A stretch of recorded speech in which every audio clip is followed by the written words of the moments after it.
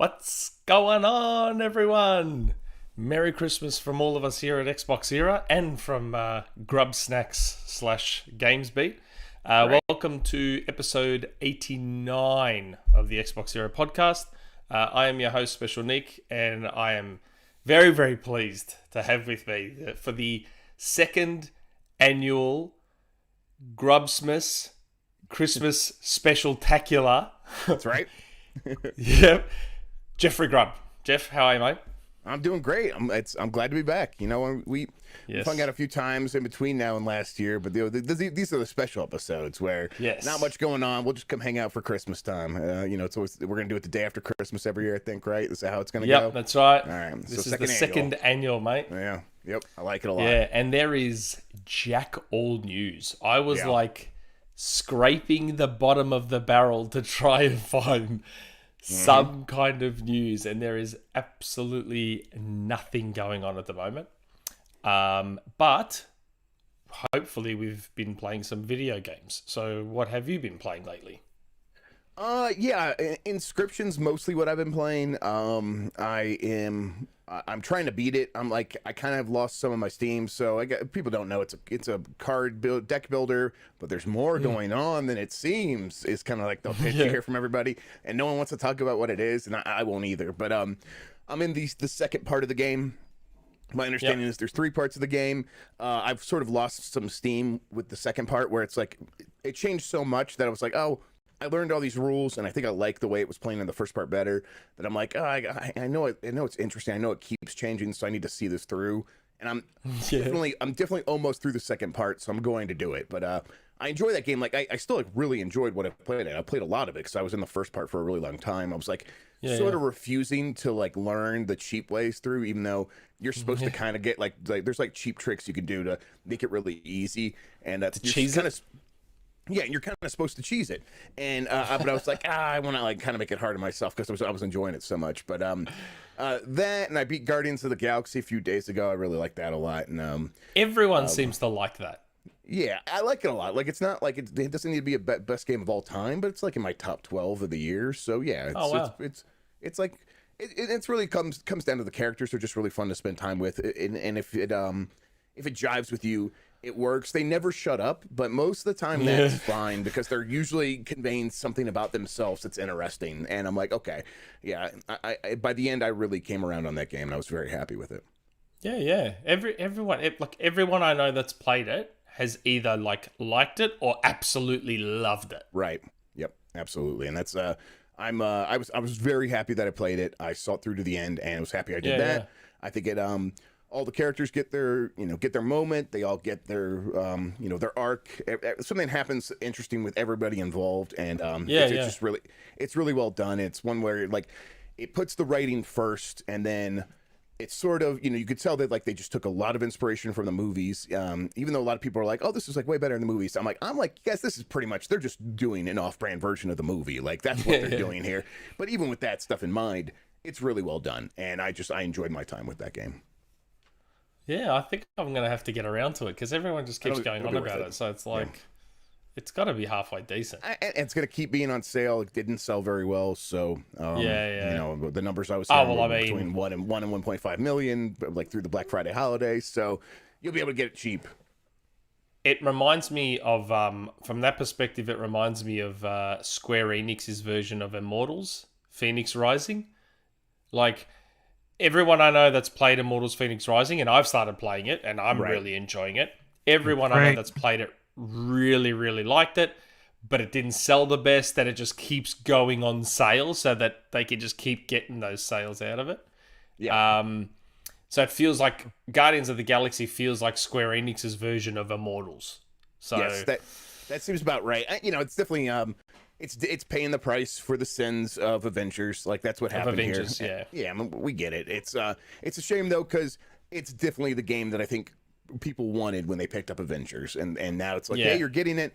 And if you're into the Guardians characters at all, this is it's going to deliver on that. It might be, maybe it'll get a second wind when the movie comes out, when the next movie comes out, and if that movie's very good. It does seem like okay, this is another failed experiment for Square Enix trying to figure out what to do with its Western studios, and it feels like at a certain point they're just never actually going to crack that nut. Probably not. They'll probably just offload them before they do, I'd say. Yeah, seems like. But yeah, me, I've just been playing the usual, still working my way through the Halo Battle Pass, digging into Fortnite because Fortnite keeps adding cool characters like Spider-Man, continuing my way through the Gunk, everyone keeps talking about what a short game the gunk is, and I'm still playing it, and I don't think I'm anywhere near the end, but maybe I'm just trying to do everything or explore every crack and crevice. I don't know. Well, how long have you been played playing? the gunk Like, yet? I played about 2-3 hours of it, and I enjoy it, but it's not. If I never get back and finish it, it won't surprise me. I'm like, this is fine. I just had higher hopes because of SteamWorld Dig 2 being one of my favorite games of all time. Okay. So I'm like, right, but okay. it's I have no like ill will towards the gunk. I think it's Yeah, fine. I definitely like maybe expected more, but it also is. It's fine at what it's doing, and it's chill, like everyone says. It's kind of relaxing to play. So Yeah, I'm enjoying it, but I think my save file's telling me like 4 or 5 hours already, and everyone else is telling me they beat it in 4 or 5 hours. right, You And I don't can. think It's if you're gonna do everything, it's 5 to 7. okay. There you Okay. go. Well, maybe that's why then. You'll probably start looking around the next time you sit down playing, and be like, oh, okay, I do see how I am close to the end. I bet Yeah, that will happen. yeah. I'm really enjoying it anyway. Yeah, there's nothing wrong with that game, and it's like I think some people are gonna really jive with it. Yeah, it's a cool little game. Runs at 120, looks real nice. Mm-hmm. But you can see, like, it's one of those games where you can just see the potential there, and if it just gets a bit more budget pumped into it, Exactly. some more resources thrown at it, it can be something really, really Right. cool. And they've definitely focused on making it a game that they could sell. Yeah. And I'm almost at a point where I'm like, I wish you would have focused on making it maybe a weird physics tech demo about gunk and have the gunk be like a really dynamic physics object. Maybe do that instead. And I bet that was like on a game plan sheet somewhere along the lines, and they're like, probably. that would have been too much money, and we might never get this thing out, and we're small. We need to actually be able to sell these games. So for me, I'm like, I just like messy ambition more than I like a solid little fun experience. But again, that's like my taste. That's just where I'm at. Yeah, fair enough. Now, as we said, we don't have a lot of news this week. There's a couple of small things, but before I get to that, there's a whole bunch of super chats just came in out of nowhere, so we'll go through those. Jeremy G, Grubb hype. Yes, it's always hype when Jeff jumps on. You know what we've got to do? One day, would Mike want to jump on with you and we do the four of us? Yeah, absolutely. He would do that. Yeah, he's a We should do he's that a good one boy. He'll do what he's told. He'll do what he's told. I reckon that'd be cool. We should do that one day. We can have. If he wants to clip that, send it to him. He'll be very afraid. He gets very afraid of me when I yell. We can have the two flowers and the two gardeners that tend to the flowers. There you go. Exactly. That's perfect. Yeah, I like that. Okay. Joaquin Branch. Merry Christmas, gents. Merry Christmas. So, Embracer is non-stopping and bought 4 studios and Dark Horse Comics. What is the end goal here, in your opinion? Jeff and I have actually spoken about Embracer before on a podcast, and I think at first we had no idea what their end game was. Like, because I don't think they're going to launch their own Game Pass / streaming service. Yeah, and can you guys hear me? I broke my mic for like half a second when I opened NVIDIA You're broadcast. good. Okay, thank you. I honestly think their goal is to make games that they can then sell to subscription services, right? I think that they're like, we're going to make a lot of content now because there's going to be companies like Microsoft and probably Sony and probably a couple others that are going to want to buy that content, and we're going to be ready and waiting. I think that's their goal. I think they also just see that capital is cheap, borrowing money is still relatively cheap. They're going to do that now before interest rates go up. And so they're like, okay, let's buy all these studios around. Our interest rates will stay pretty low. And these games should be able to make this level of money where we can just keep making our payments on these acquisitions, the money that we're borrowing for these acquisitions. And over time, we'll just be so big that something's going to break out, and maybe that'll pay for some of this other stuff and pay for us to be able to make that leap forward. And then, as people need content, like, who are they going to go to? They're going to have to go to Embracer, and we're going to have such a monopoly on all this, like, B-level games that we'll be able to get pretty good deals, pretty good contracts. I think that's the plan. Yeah, that's fair enough. Or Phil is secretly just letting them build themselves up so that he can just buy Embracer and just swoop it all in one hit, right? Yeah. I mean, there is going to be like different parts of this whole business, right? Where, Phil and Xbox are going to have first-party stuff, and they've shown they're willing to make acquisitions to make that stuff happen. But there's going to be third-party sort of, external independent firms that make this content that then gets licensed out. And that's going to be part of this business as well. And I think Microsoft would welcome that and say, yeah, we want other people making games, and we want to be able to work with you and make sure you're successful. So, yeah, I think it's just like filling a niche in the market, and I think that they're just foreseeing that that niche is going to be really important. I think that's what's happening. Yeah, that's fair enough. Georgie, what's up with WB employees joining Xbox Game Studios Publishing? Now, I'm assuming he's referring to the gentleman that joined that was formerly at NetherRealm. And I know I've seen some speculation online that, maybe he's the one that's overseeing Killer Instinct and all that sort of stuff. I don't know. I don't know if I'd look too deeply into that. But yeah, I mean, I can see why some people are connecting those dots. I guess it makes sense in a way. Yeah, I mean, a big part of it's just that, WB and Matt Booty have close relationships. So when Matt Booty needs to like bring some people in, I'm sure he's looking to that talent pool that he's very familiar with. And for sure. That networking is paying off for people at WB who are like, this is a ship that I haven't. Is it going to sink? Is it going to float? Is it going to pay off? I have no idea. I'm going to go to something that's a sure thing, at least for the next 5 years. And Xbox is that relative to WB for sure. Yeah. Cliff Watkins, I like you guys because you have grumpy old man opinions like me. Give me a grumpy take. Games were better when. Oh, man. Games were better when. It's hard to say that, though, because I'm one of those old people that actually likes new stuff. Like... Oh, same. Games are better now than they've ever been. Yes. As a play whole. That old stuff and new stuff comes out. Like, it's better to be a gamer today than it's ever been. But if you want my grumpy take, it's that Dark Souls and Soulsborne games are actually not that hard, and Call of Duty multiplayer is way harder than anything like a Soulsborne game. Anytime you have to play against another human, it is just in another level of difficulty compared to your cute little Soulsborne games. And you shouldn't be all that proud if you're like, I beat Bloodborne. Okay, now 1v1 me in any video game, and you're probably still not going to be very good. Like that's my old man opinion. Oh man, isn't Ninja Gaiden Black probably harder than most of those Souls games too? I think like Ninja Gaiden for the NES is also probably harder, because it's like cheaper too. So yeah, well that's right. Those games were very cheap. Like, did you ever play? They're broken because like they can only especially like on the non-arcade versions where like if you go back a half a step, they're like, well, we got to load in that bad guy again, and it's like, oh god, this sucks. So yeah, it was broken. Did you ever play the original arcade Ninja Gaiden? Yes, I have a couple times, but I'm like, I grew up on the NES one, so it's like, this is what I'm used to, and even if it is broken, I want it. I want to play that. Yeah. See, I grew up on the arcade one, and I remember when it came out on the NES, I was like, oh man, it didn't come out on the Sega Master System. I'll need a NES now because I love Ninja Gaiden.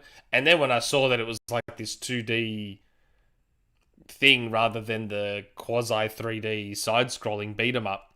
But man, that original arcade one was tough as balls. Like it was, and again, all those arcade games were because they were trying to get money out of you. Yes. So they were the original pay-to-win microtransaction-filled games that we complain about now. But yes, they are the old man opinions that we have. A couple more. Angel Palmer. How likely is it that Xbox would buy Square Enix? Before Final Fantasy 14, maybe a little bit higher, but with Final Fantasy 14, there's just very little chance that anyone's going to come in and buy Square Enix because they're very valuable right now, and I think the people that are holding they have control of Square Enix kind of just want to like see this through and see if they can turn the business they have right now into an even bigger business, because it seems like really likely. Like you could build a lot on the success of Final Fantasy 14, and they haven't so far, but the potential's there. So I think they're like, hey, we are worth a lot more than what we are making right now, and so it would make it very expensive. Both Microsoft and Sony were looking at one point. They were both sniffing around at one point. Yeah. Before Final Fantasy 14 took off, and this was back when Square Enix was complaining about every single game failing.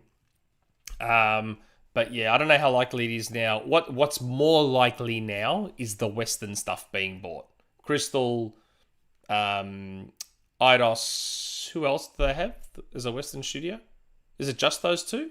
I mean, I think they had more before, but I mean, they got rid of IO, right? So. Oh yeah, IO as well. Yeah, so it's more likely they ship off their Western studios as opposed to Square being bought wholesale. Yeah, they really have no idea what to do with them. So yeah, that stuff will probably end up elsewhere within the next couple of years. Yeah. Yeah. Wow, Georgie. Thoughts on Sea of Thieves selling 5 mil? Jeff, status on Everwild. Yeah. Sea of Thieves continues to kick ass. Like, Yes. 5 million just on Steam. Wow. That's huge. That's massive. That game is Yeah. I mean, you hear Joe, how does he say his last name? Neat? Joe Neat? Joe Neat. You hear him talk about it, and he always, I remember I interviewed him right after it came out at E3, and then he was on Xbox Chatter Days a few weeks ago, and Yeah. he said the same thing where it's like, hey, we have a chart. This is like, we need to be making this amount of money for this to make sense, and we're above that. And so he understands like it's a business, and the thing needs to be making a certain amount of money. But he also sounds very confident that it is well above that line. Like it's very successful. So yeah. Everwild is a real mess. It is. They keep saying it's like. They try to like talk diplomatically about it when they're in public, and they're like, "Oh, people hear about like things about a creative director leaving, and things getting rebooted, and that's overstated." It's not that overstated. They've rebooted that thing, and they don't know exactly what the state of it really is in terms of like what they expect it to be. They are still figuring that out, and it's a mess. So I mean, is that what you're hearing? Well, I mean, I definitely heard that things have changed a lot. Like, Yep. I was, I still cop shit in the Discord because I was originally told that it could, like, at the start, back in the early days when it was first revealed, I was told that it could potentially sneak in as a launch title for the Series X. That's how much it's changed. Like, Yep. it just, yeah, I have no idea what's going on now with that game. But Yeah, I mean, clearly I think the point is they don't either. They really don't. And I'm not. This is not me just like using colorful descriptions. The people working on that game don't really know what's going on with that game. That's how much of a mess it is right now. what would you do with it? I know what I'd do with it, but what would you do with it? I mean, from the outside, it's so easy. I think for me to just say you cut it and you move on and you do something else. Oh, really? Yes. Oh, wow. Yeah, because I mean, like, it was just a trailer promising this nebulous thing that is not going to be that thing that it was even promising that was nebulous in the first place. It's like this weird, like, do you have to try to live up to these weird promises that you don't even really understand what they were in the first place? And now it's just this weird name that you are attaching to this new idea. At a certain point, just focus on that new idea, give it a different name, and go on with it. Because it's not like you're not going to be losing that much by changing the name of this project that is actually now no longer what it was in the first place, right? Does that make sense? I mean, it's confusing, Yeah, but that that's what's makes happening sense. here. That makes sense. What would you do? Me, I'd just make it Microsoft Pokemon. Well, Just adult yes. Pokemon. That's like when I saw all the animals and they were bringing the animals back and I'm just like, okay, and they were going out and hunting. I'm like, just make it rare adult Pokemon. Yep, that's a fine idea. That's as good as any. I mean, right? Like, go for it. Yeah. I agree. I think I've got a Stunning much better visually idea and- than either of you, though. Oh, I think what's that? it should be an interpretive dance game that you have to use your phone like it's Just Dance, No, just bring back interpretive Connect. dance to heal the environment. Bam. Bring back done. Connect, the and worst. it's like there's not a new Connect. You have to figure out how to hook up the old Connect to your Xbox. You have to Yeah, buy you an gotta adapter, and spend that's part of the $600 game. on Yeah. eBay for that old USB adapter. exactly. That's the That's the Souls only way to element play it. of it. Yeah, That's the Souls part. You have to hunt down a Connect and make it work. exactly. Yeah, it's this real weird meta thing. Game of the year. Yeah, for sure. Angel Palmer, if Xbox buys WB Games, would it be before the merger? Before what merger with Discovery? Discovery, I'd imagine. I don't know. Maybe I don't know. I'm not sure. Maybe they work out a deal with Discovery to get in before them and say, "Hey, we'll take it off your hands and we'll pay extra." I don't know. I don't know how that stuff works. I'm a dummy. I don't know how that stuff works. Yeah, I don't know. I think it would make more sense for. I mean, and they're buy WB Games. What's that mean? They're not going to buy all of it. I don't think so. They would buy a couple studios maybe. And so maybe that means it has to wait until after the merger, because that's when WB Games gives up on this idea of, or WB and Discovery, whatever, give up on this idea of selling all of the studios. But yeah, I'm not sure. I think everything's on the table though, and just once the merger goes through, doesn't mean that these conversations end. They will still be looking at ways to acquire new studios. If that means buying it from this now merged company, that'll then so be it. They'll figure it out. That's what lawyers are for. Yeah, that's right. Last one before we get into the news finally. Faisal007. Is there something being cooked between Mortal Kombat and Xbox to bring back Killer Instinct? Or it says MK, so I assume Mortal Kombat. To bring back Killer Instinct. Look, again, I was told that Killer Instinct is in active development. Don't know who the studio is yet. All I got told was that they're pretty sure it's not NetherRealm doing it. So not sure who it is doing it. Still trying to find out. But I did get told that Killer Instinct is coming back, which got me very, very excited. Yep, I've definitely heard some similar rumors and rumblings as well. So yeah, good, but very good. I mean, that makes me feel better. Yes, whether or not it's probably not NetherRealm. No, that's not how it's working. I don't think. Like even if NetherRealm got fully acquired, they would just keep making Mortal Kombat. That's where their money's at. They know what to do there. Yeah. Maybe there's a lot more crossovers at that point, but they're not going to start making a Mortal Kombat game. Yeah. DeoGame. Let us cover the news. Is Summer GM returning? Jeff Belfry Pentiment when? What's Summer GM? Games Mess. That's Games Summer Mess, game, yeah? Yes. Is Summer Game Mess returning? Yes, I'll be doing that every year till the day I die. I feel like so. I just don't know what form it will return in. I think the likely thing that will happen here is I will on Twitter kind of keep track of the list, and then when we discuss the list, I'll probably end up doing that on Grubbsmas on Giant Bomb. That makes the most sense to me. And saving my sanity and stuff. Also to be a good reason to get people to subscribe to Giant Bomb and all that stuff, because that's when people get really excited about video games, is they'll run up to E3. So there's some financial incentive, and again, that makes it worth it for me. But I'll have the list. I'll have the list going in the Discord. I'll have the list on Twitter and stuff like that, and we could talk about it there. I can't remember what Pentiment it is, and Belfry is the one that's from that one studio that's doing I can't remember. It's like sorry. Pentiment, the Josh Sawyer one. Okay, yes, yeah, Josh Sawyer. That Josh Sawyer one I expect probably in the next 12 months, probably. I think Belfry maybe even as well. And Belfry's the 2D hack and slash one from that team. The Diablo-like one. Yeah, and the Banner Saga team. Yeah, from the Banner Saga team. Yes, see, that's why I'm here. Yes, and exactly. Thank you so much, Jesse. And I think that's probably coming this year as well, but I don't know for sure. Yep. Okay, good. So I think actually, you know what you should do? Maybe you should make Summer Games Mess like a full-on E3 replacement. What do you reckon? Yeah, I've always tried to figure that out, but it's like maybe now with Giant Bomb's help, that might make some sense. Maybe I could get some resources and make that go through. But yeah, that'd be cool. That's what. And let me host it. Let me host it. Yes, yeah, I'll bring in a lot of. You run it. Yes. Okay. You run it. Yes. I'll host it. Yes, I'll be the brains. You be the beauty. It makes a ton of sense. Let's do it. And it doesn't matter how bad the show is. If you end with Elden Ring, everyone will say it was a great show. That's right. Yeah, that's right.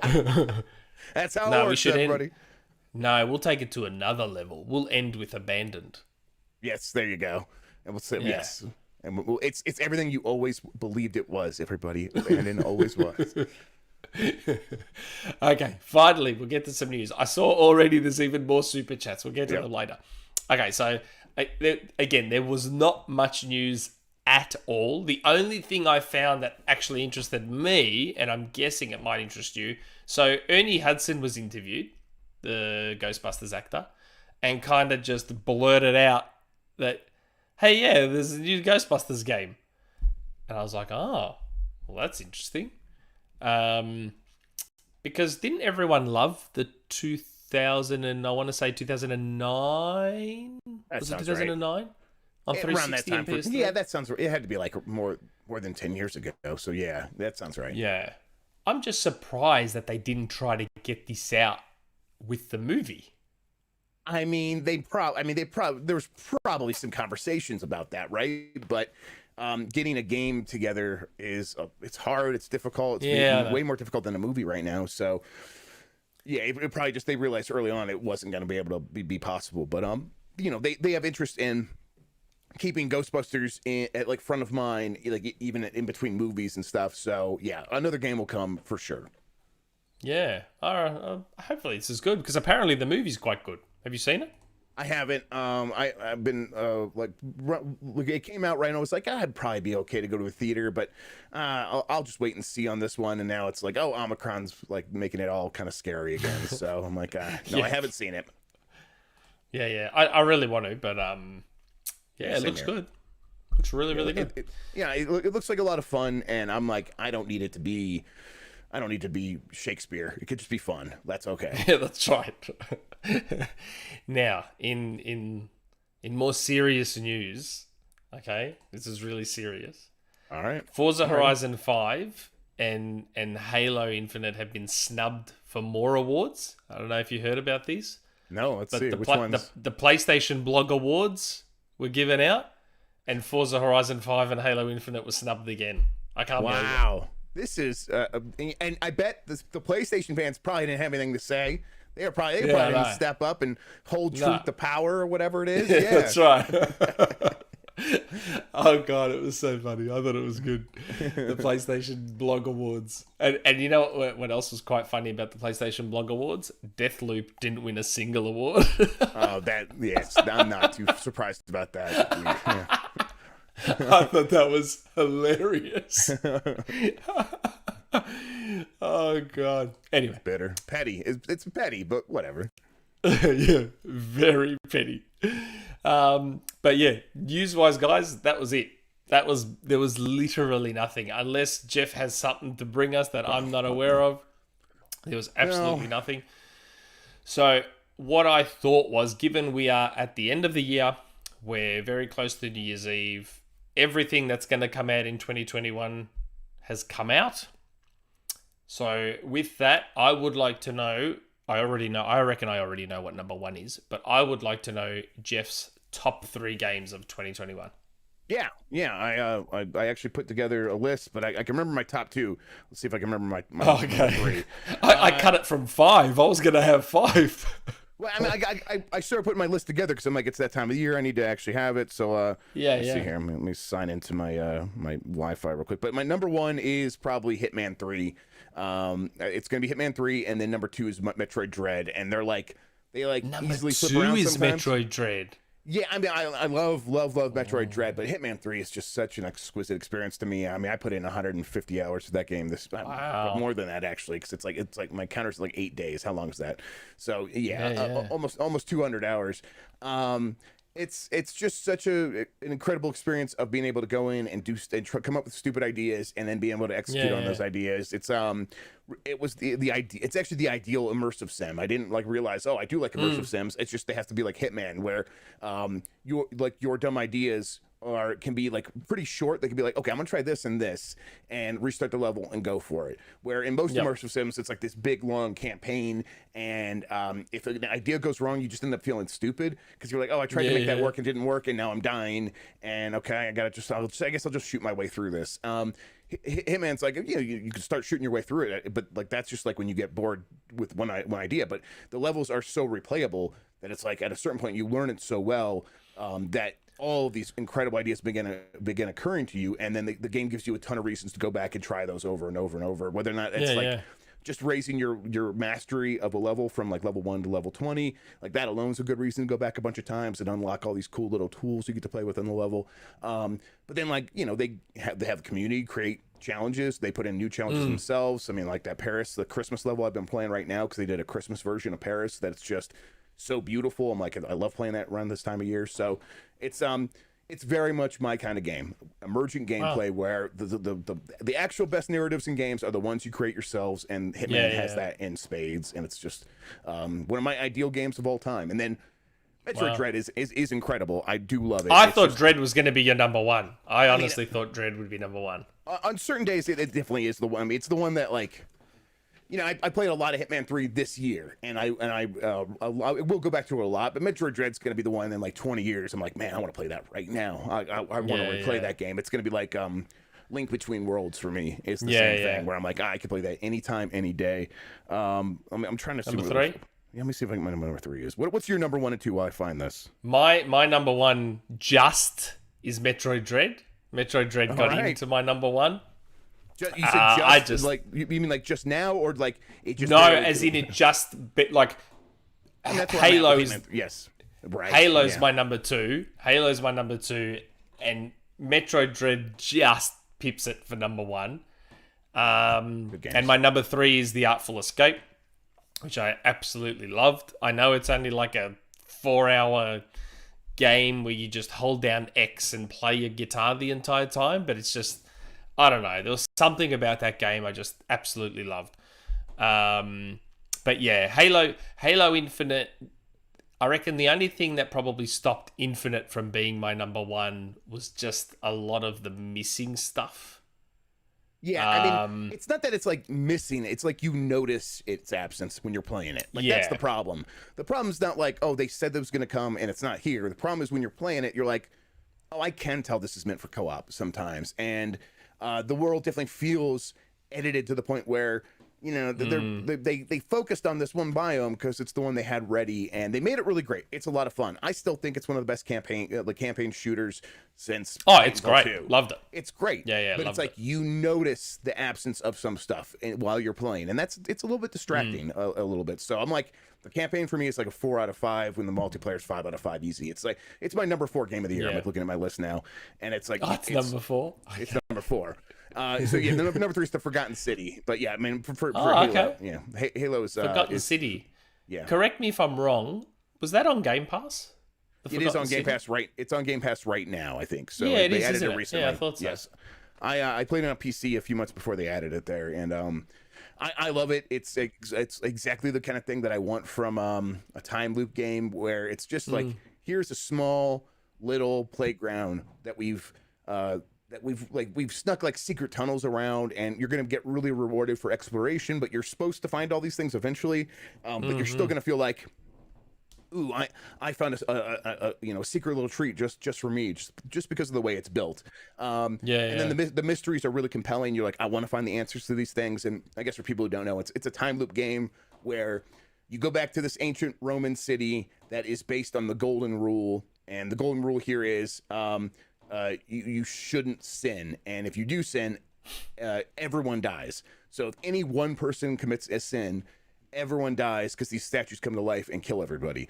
Now, what is a sin? Well, the game is going to be very happy to explore that philosophical argument with you, and it's like, oh, okay, I'm like, so you begin wanting to test things out, like, what can I get away with? And the first time, like on my first loop, I'm like, This used to be a Skyrim mod. They rebuilt the game in Unreal, and you go and like you sneak in and you go in someone's room, and someone's like, "Hey, that's my room. Get out of there." Well, nothing's happened yet.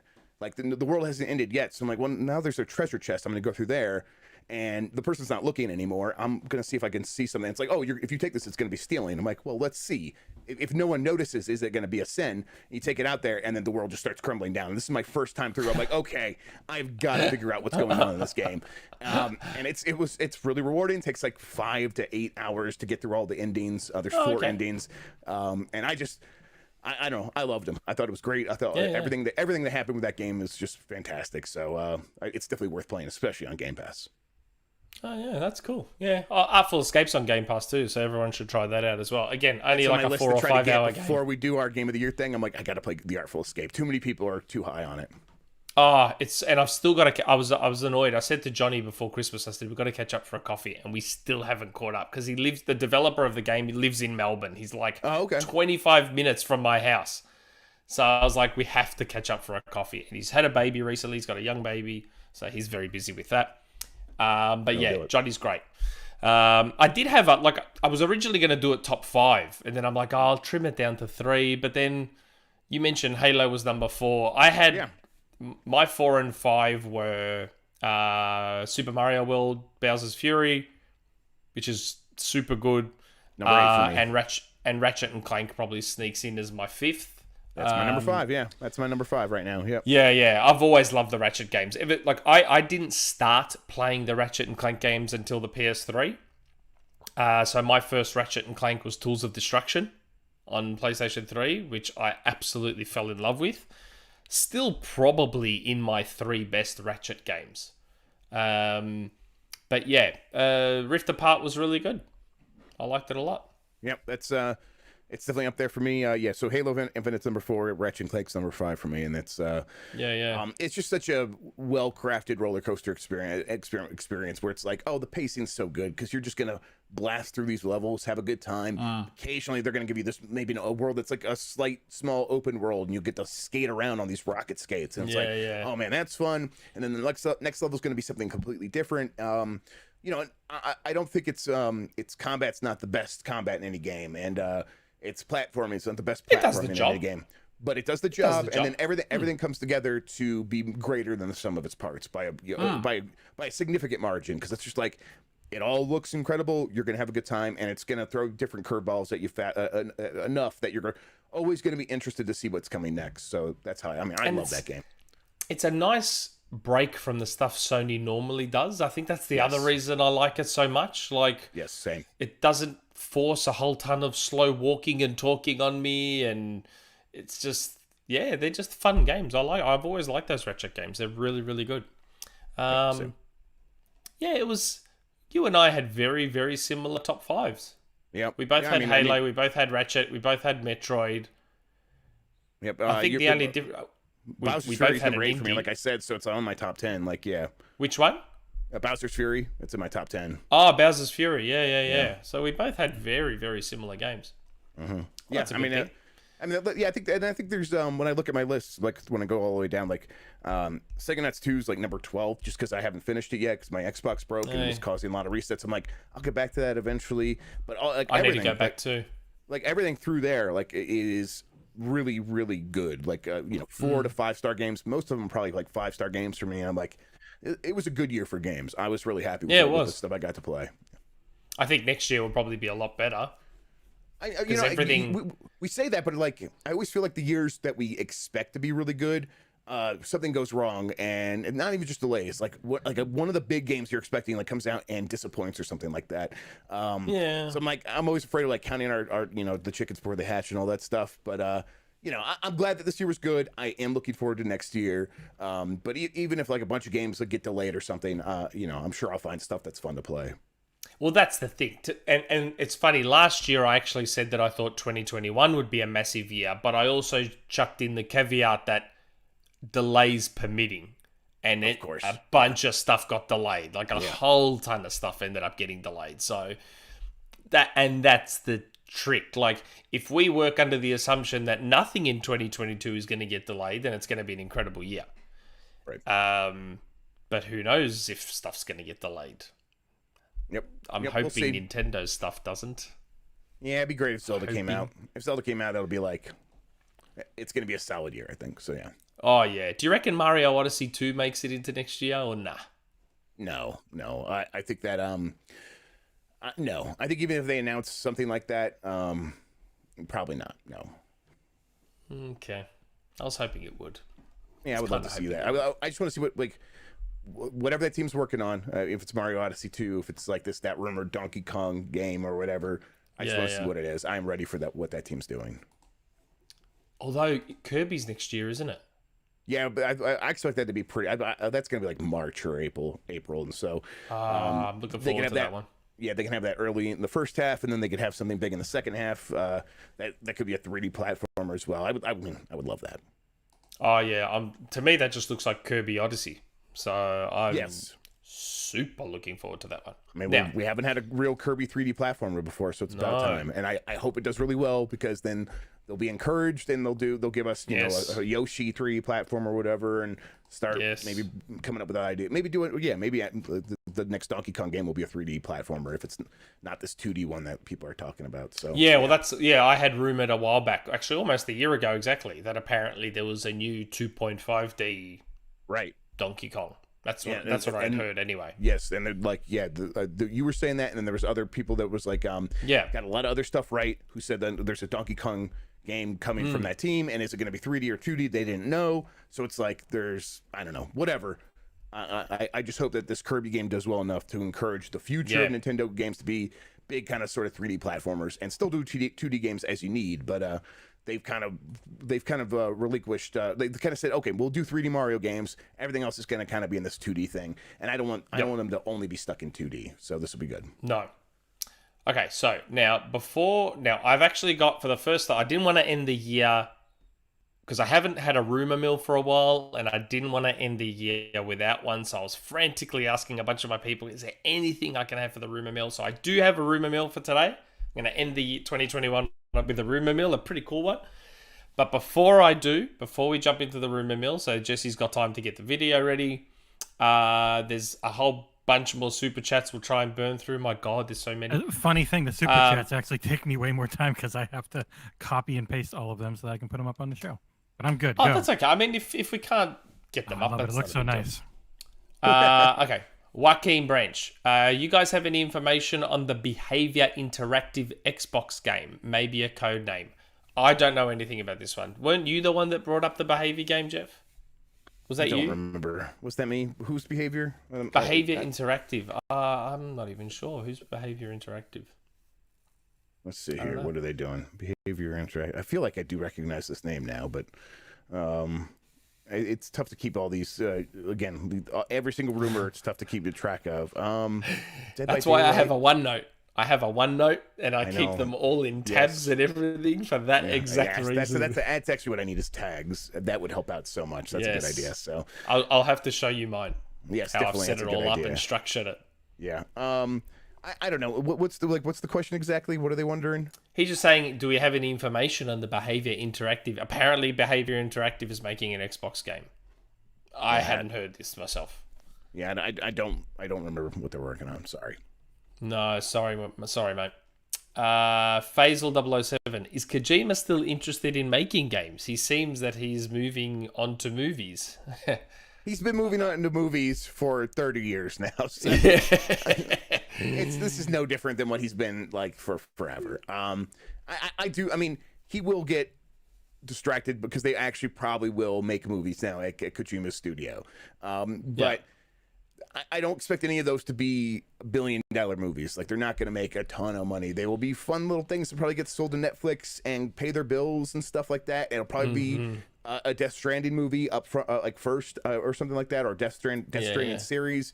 And he will get distracted by that stuff for sure. But he will go back to games because I bet the games will in the end give him a little bit more freedom, because he doesn't have to like take notes from studios and stuff like that and kind of make what he wants. And in the end, he'll come back to games and he'll be doing it simultaneously. He's going to be working on games while he's working all this stuff too as well. Is he still doing the Xbox one?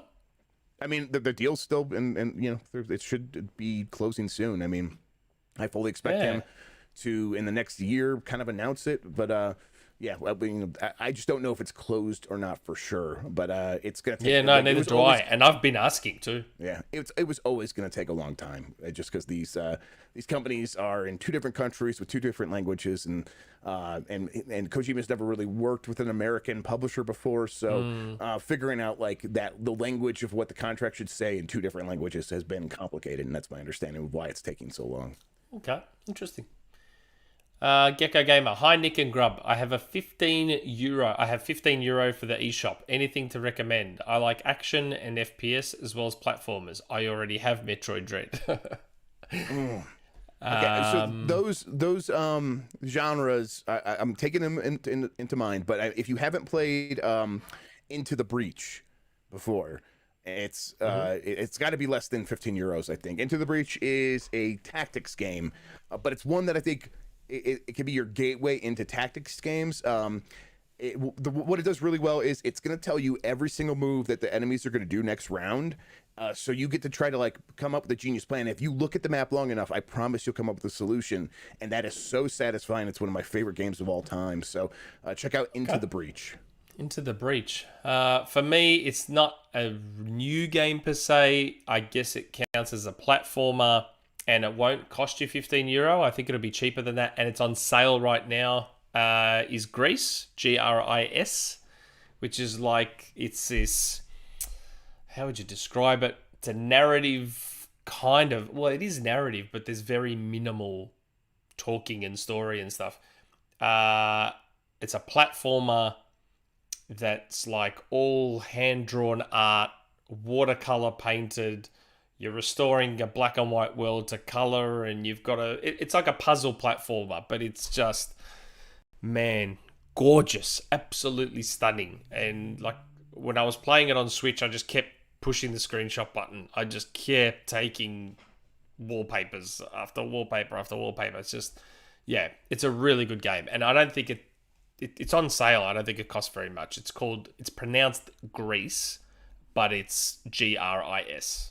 Really, really cool game. And to fit with your genre picks, have you tried D-Lit, Wonder Labyrinth, Record of the Lodos War? Try that one.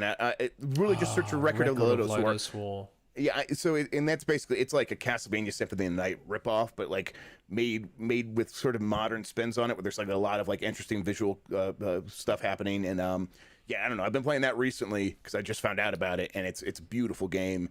It's a Metroidvania sort of thing, but with like the leans towards the fantasy side of stuff. Check out the trailers for that. Again, Record of Lodos War, Switch. Like, do Google search for that. It should take you to it. Did you ever play Record of Lodos War on Dreamcast? No, I did not. I mean, I recognize the name, so I'm like, is that what this always has been? I'm not sure. I'm like, was it always sort of like a Castlevania, Metroidvania sort of thing? And that's why when you said Castlevania, I was like, interesting, because on Dreamcast, Record of Lodos War was a Diablo clone. Right. Like, it was a straight up Diablo clone. Like, and this is a straight up Symphony of the Night clone. So I wonder if this is just what the franchise has always so that's their thing. That's their thing. Every time they do a new game, they rip off an existing genre. Yeah, hey, go for it. It works. It totally works here too. So yeah. No, oh man, if you can, give it a go. Record of Lodos War on Dreamcast was great. I mean, but maybe it's that memory thing. Maybe my memory of it. I'll try it. I'm interested in it. I mean, especially now playing this game and being like, man, this is cool. I mean, this one, there's probably not a lot of crossover between the two games, but still, I want to check it out. So that's cool. No, it's really good. Wilbo Baggins, no question. Just wanted to say g'day. So g'day, mate. Gecko Gamer, Nick. Your game of the year is always Rocket League. Yes, it is. Well, that's the default. Rocket League is the default. So just you have to assume Rocket League is my game of the year. But then it's your live service game of the year. Yeah, your ongoing game of the year. That's right. That is definitely my ongoing game of the year. My God, man, my son's getting so good at it. Like so good. Like it's scary that at 6 years old he is as good as he is at it. Amazing. Lucas Alcindo, hopefully I pronounced that right. Wonder Woman game and Star Wars Eclipse were announced without platforms. If you had to guess, how do you think these games will come out? Well, it's funny. So back almost a year ago, I had a Rumourmill where I talked about the Star Wars High Republic game, which is what Eclipse is. That's the Star Wars High Republic. I didn't know its name back then. I just got told Star Wars High Republic.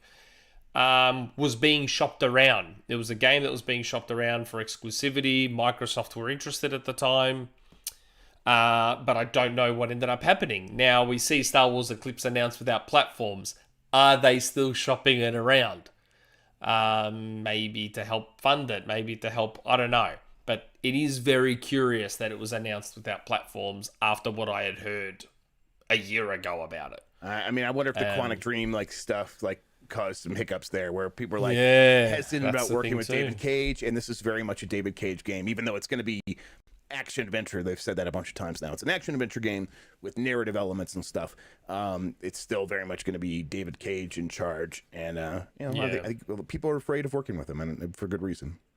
Well, at the time, I didn't even know the studio. There was no studio attached back when I was told a year ago. They didn't even know who was making it. It might not even be the only High Republic game, but I mean, this is definitely going to be the highest profile one for now. Yeah. Yeah, I just assumed. So when I got told about a Star Wars High Republic, and then I saw Eclipse, I just assumed that was it is. Yeah, that's probably same game. I just worked under that assumption. I could be very, very wrong. Okay. Erotimus, last one, and then we can do the Rumourmill. Where'd it go?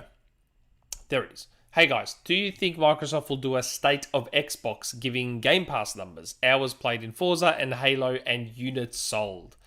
They're never giving us units sold, though. They're not. I don't think they're doing that anytime soon.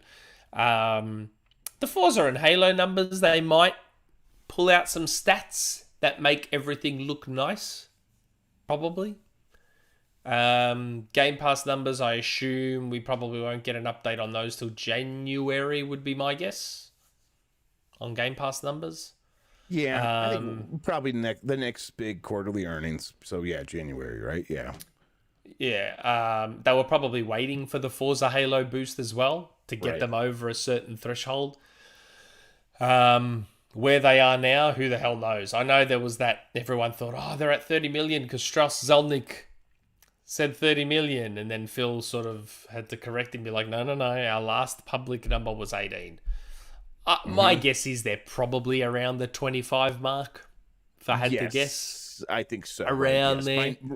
But by today, I would expect them to be around the 25 million mark. And, they might be encouraged to come out and announce that, because 25 million is a pretty big number. I think I bet they always expected to talk about 25 million for sure, but maybe with a bunch of numbers flying around and Strauss Zelnick, like you said, is coming out and saying 30 million or something like that. Maybe that they're afraid of it looking bad, but 25 million, if they can reclaim that timeline, that growth chart, and say no, 25 million is really good for where we're at right now. After this, they'll come out and say that, hopefully.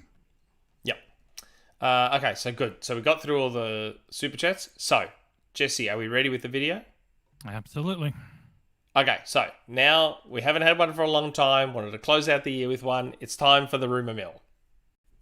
All right, and when the rumor mill's done, I'll point at you. Let's go, rumor mill.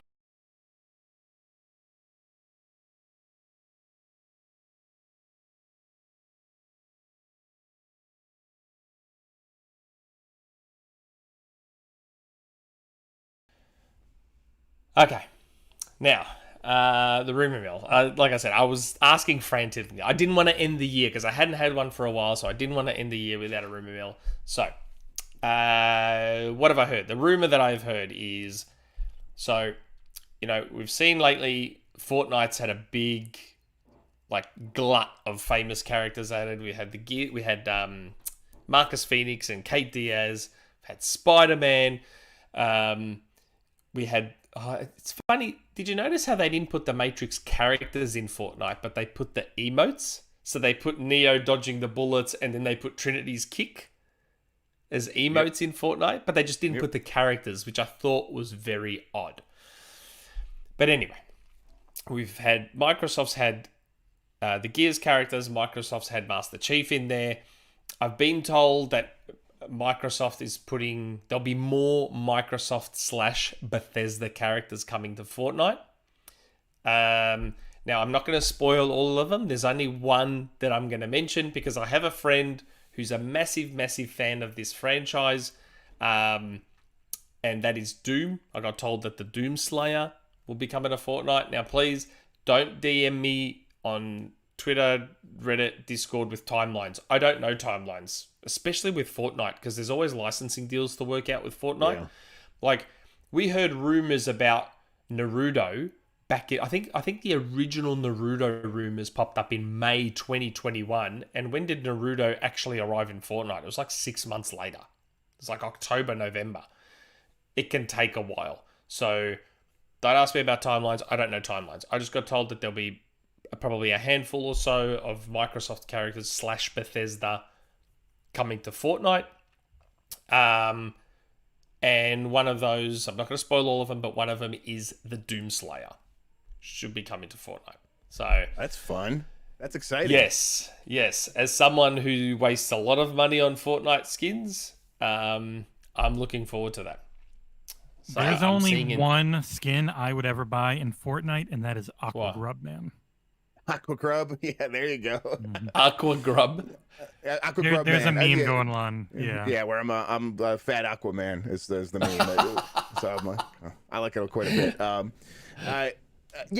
I'm at my lawyers and talk with them right now. We'll see if we can make it happen. I'm asking for a lot. We'll see. I'd buy that skin. I think that there's going to be a ton of video game characters that show up in Fortnite this next year. I think Gex, I think who was it? Square Enix? Who owns Gex now? Reclaim the trademark for that or whatever. I bet that's about Epic saying, "Hey, do you have any old video game characters that you want to put in Fortnite, and I bet that's gonna happen across the board with a bunch of companies. Just kind of like, yeah, we'll work with you on that for sure. So by the end of this year, into 2022, I expect a lot more just video game characters, because they're sort of running out of famous movie characters that they could bring in. I mean, there's always gonna be more, but they got they have a ton of Star Wars characters, a ton of Marvel characters now, a bunch of DC characters. At a certain point, like, you're gonna hit diminishing returns where we're like, okay, we're down to the Matrix. That's still pretty big. Maybe they could bring in some Matrix characters still. You know, we'll see. Maybe that's work left that's not quite done yet or something. But they're gonna run out of makes a lot of sense to do Lord of the Rings, but then after that, like, I mean, maybe it's time to come back to video game characters. So I expect them to do that this year. Yeah. I'm seeing a lot of people in the chat saying it's a lame rumor. Like, I was asking people.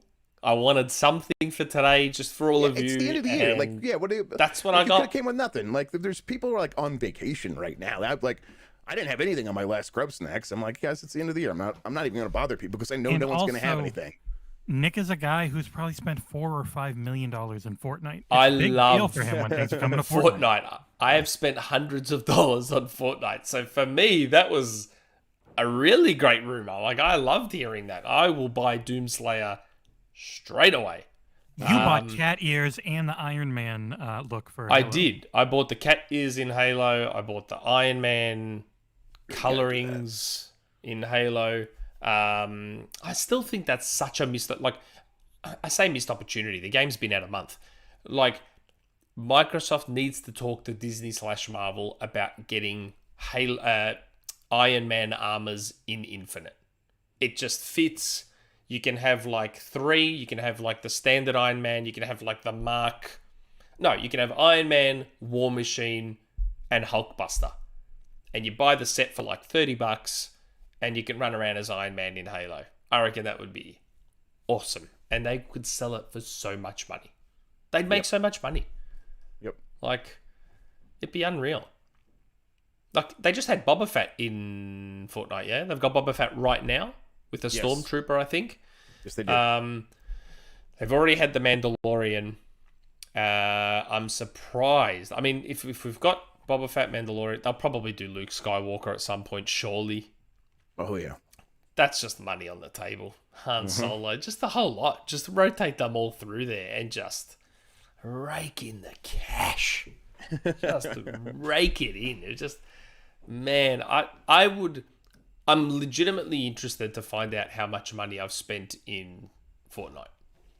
It would be a lot. That'd be the kind of thing where it'd be nice to be like, if there was like a running tally in these games, like just for. I just want to know, just out of sheer morbid curiosity, how much money I have wasted on this game. Like, I mean, I just bought the Matrix set of emotes, and I think that was like, how many?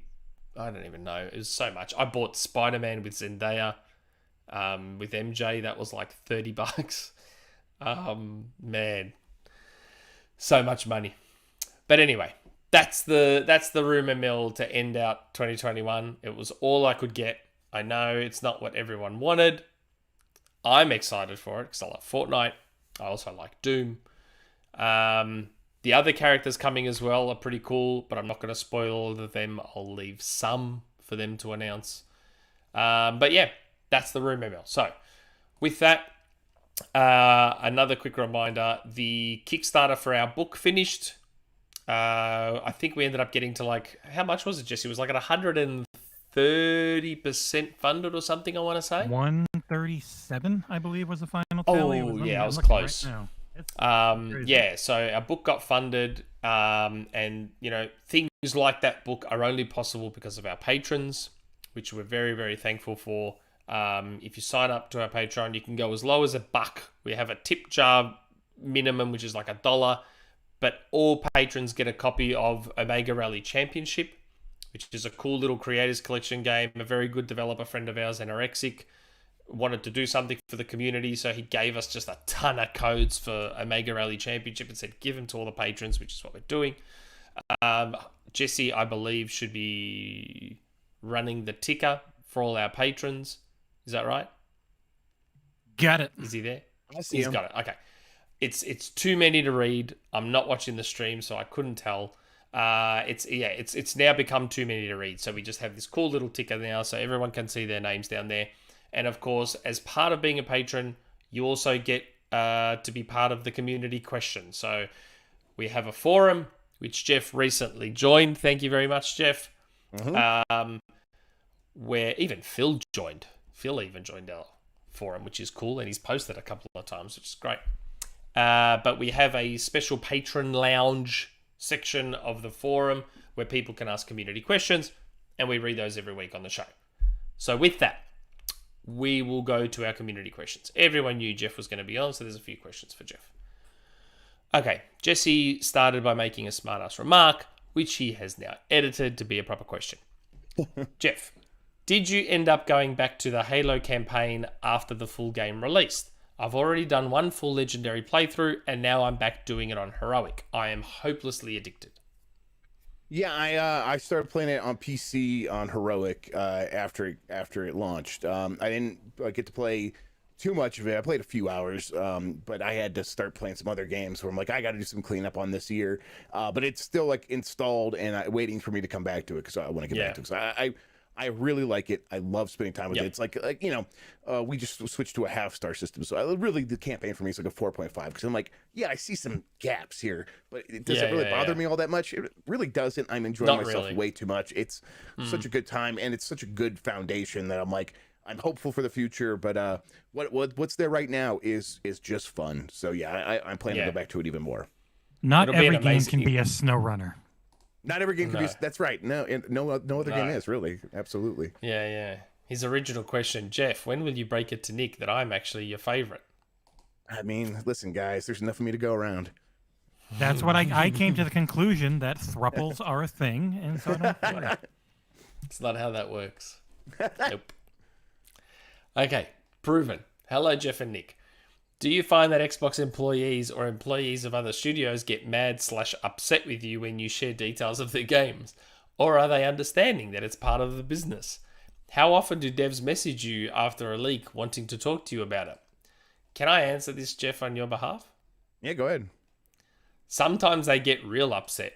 There was one publisher that got very upset with Jeff because there was a rumor that Jeff and I both had about a certain game. I won't name it because I don't want to say that you got in trouble from this publisher, but there was a game that Jeff and I both leaked in our own shows, and this publisher got upset with Jeff. I got away with it because I'm not as famous as Jeff. But Jeff got in trouble. Jeff got in big trouble. He told me all about it. And it's like, it happens sometimes for the most part, and that's usually from like the corporate side, from the publishing side, from the developers. I mean, they probably are frustrated, but you always hear people work so hard on these games, and it's so mean of you to spoil that for them. And it's like, I mean, okay, I'm sorry, but this is my job, and there is a demand to know this stuff, and I'm just reporting the news, and I try to keep that stuff in mind. But I write for this audience. I don't write for the people making these games. I'm sorry, that's just the way it works. And if I sometimes throw a wrench into their works, well, okay. I mean, I do feel bad, but I don't even really apologize for it because this is just the way it works. Sorry. I feel bad. If you want to know if I feel guilty, all the time. I feel guilty all the time. But I just, this is the job, so I'm going to do it. But are they? They're also understanding, like even when they are mad, because they know it is the job. Like so, most people are not going to come up after I leak something and say, "Hey, I want to talk to you about that." Most of the time, because they're still under NDA and they're not going to like risk like. You know how there's these lawyers that do the shut the fuck up Friday. They're like, hey, if they're coming, if you like a cop wants to talk to you, no, never. Like you just say, I'm not going to discuss my day. It's very similar with between the media and like the stuff we cover. Like, no, even if you want to go and like yell at them about something, that could reveal more than you intend to reveal. So just don't even talk to them. That's sort of the tack they take most of the time. But see, that's how much Jeff cares about me. I leaked it first, but because Jeff is so famous, he got all the attention for it, and he got in trouble. He was my shield. He was my protector. Always. I didn't get in any trouble for leaking this game. It was Always, all every Jeff time. that got in trouble. I know, he told me in a DM how much trouble he got in. And I apologized because I should have got in trouble and I didn't. That's how it goes sometimes. I just saw some people in the chat going like, are you serious? It's the real Phil Spencer on the forum? Yes, look him up. It's his same gamer tag from Twitter. It's his same tag from Twitter, Xbox P3. It's Phil. He's posted twice. You can find his posts in the forum. I really had to annoy him a lot to get him to join the forum.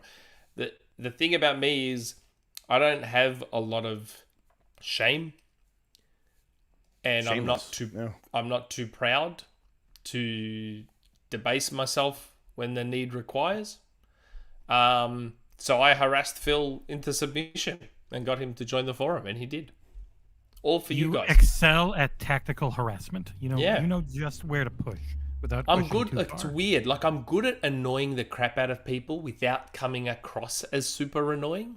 Mm-hmm. It's this weird mean- balancing act. It's a very delicate balancing act. Sometimes I fall over the fence a little bit, but yeah, I'm not too bad at it. I'm getting good at it. It's good. Okay. Morventhus. Per the usual, pick one or both. What is your number one holiday wish? Yeah, that's tough. I guess my holiday wish, like for what I would want to come true for sure. I don't know. I guess that part of me is at a point where I just want my Steam Deck. So I hope that I get mine like as soon as I hope I get it in like January. That's my real holiday wish. I just want that thing so bad. But I guess like in the same vein, like even if Nintendo does come around and like get the Switch in a position whether it's through a Pro or a Switch 2, I don't really care. All that stuff is inconsequential to me. I just want like more games to be supported by the Switch. I don't want it to get so left behind that it's not viable for me as a like keeping up with games sort of way anymore. Like even like indie developers begin leaving it behind. I don't want that to be the case. So I want them to figure out what's happening next with the Switch and sort of get that in place pretty soon. Yeah. Yep. I don't know if I have a wish. I just want everyone to be happy and healthy. Fuck that. And I hope you all You want to be a enjoy good person. You got to say, I wish for climate change to be solved, and then everyone thinks you're a good person. Yeah. Don't wish that. I love it. More climate change. Yeah. One Yeah. loves It's hot getting weather. too cold in Melbourne. I want more heat. Give me more heat. I'm actually miserable because it's been so warm in Colorado. Has it really? Yeah, it's snowed like once. Normally we'd have like 4 or 5 blizzards by now.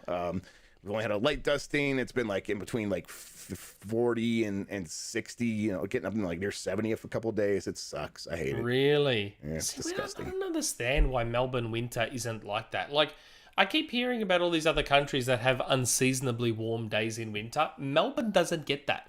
Like, we usually get don't. winter This is the days. first time we've had that in like decades here. So normally it's cold first thing in October and cold all the way through March and stuff and a lot of snow. Wow. This is definitely weird.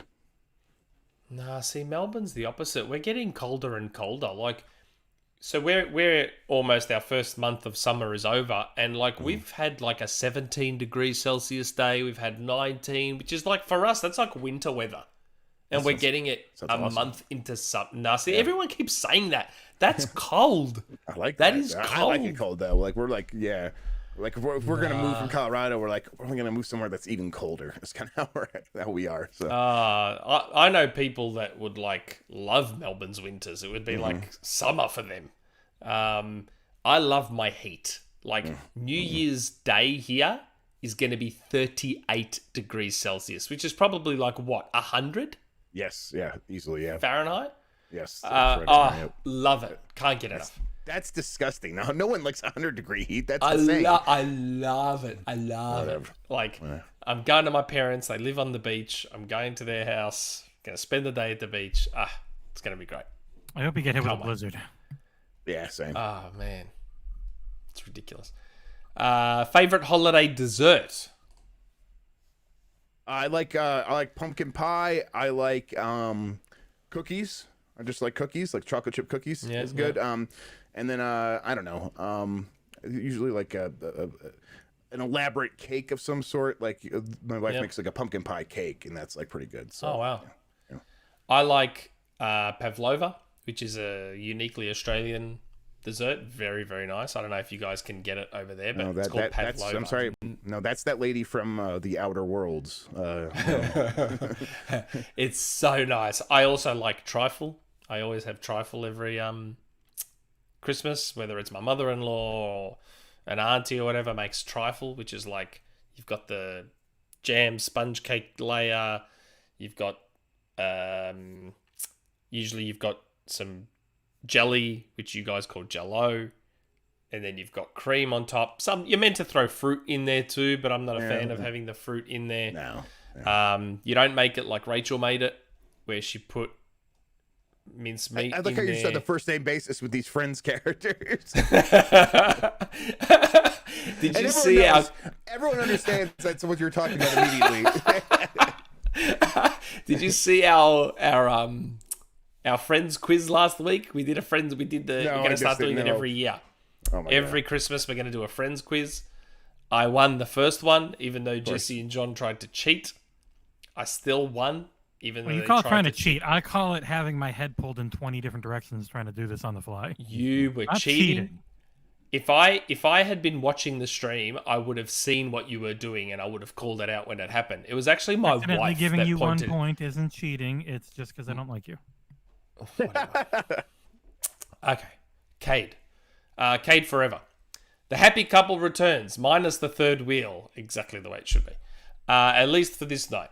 So you beautiful lovebirds, 2021 is nearly done. Any predictions you wish to share for 2022? Maybe a rumor that might get you in trouble with the big M, Jeff. Why does everyone want to see you get in trouble? Oh, well, we're already in trouble, Nintendo. Why not add more to it? I don't know. I mean, most of the stuff, like I said, is just kind of on hiatus right now because people are, on vacation and stuff. And there's a few things I know that I'm just like I can't talk about yet for the most part. Yeah, that's right. It's we'll get back around to it pretty soon. I think most of the stuff will begin to shake loose early next year. I don't know. What about a prediction? What about a prediction? I was gonna say my prediction is things are going to keep kind of going on the pace that we're already on in terms of acquisitions and everything. So, I expect them to make very big acquisitions. I think they're going to figure out there's no other Bethesdas out there. That doesn't make sense. So what's their strategy for spending this money? I think they're going to settle on okay, we see what Sony's doing, them working with their partners and pulling the trigger.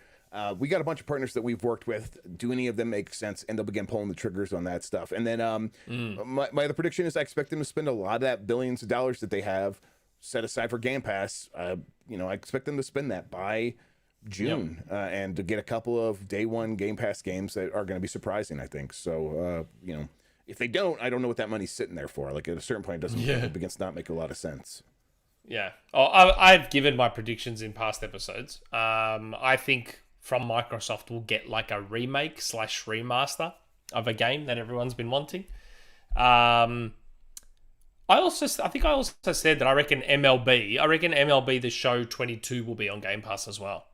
I reckon when they signed that deal, they would have done it for multiple years. I don't reckon they would have done it just for 1 year. Yeah, I bet there's definitely terms in the deal because those deals get signed at the last minute. So I wonder if they would have been able to come up with plans for next year. But I bet there's language in there that talks about, hey, when we come back to the table, here's our starting point, and we want to be able to make this happen and make sure everyone's happy and stuff. So, but I bet they'll try to make it happen as well. And maybe another big sports game will get in Game Pass as well day one. That would make a lot of sense. And you know what? So yeah, because everyone keeps hounding me about acquisition season, even though I never specified it was about Microsoft. This year, 2022, I think Microsoft will acquire someone or a few. Yeah, for sure. Yes, I think so.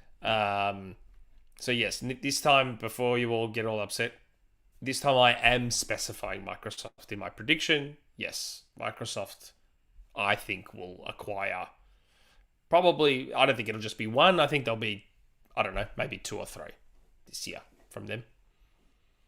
They set out 2021. They were on the bench while everyone else had their shot, especially Embracer. They'll have their shot this year, I reckon. That's my prediction.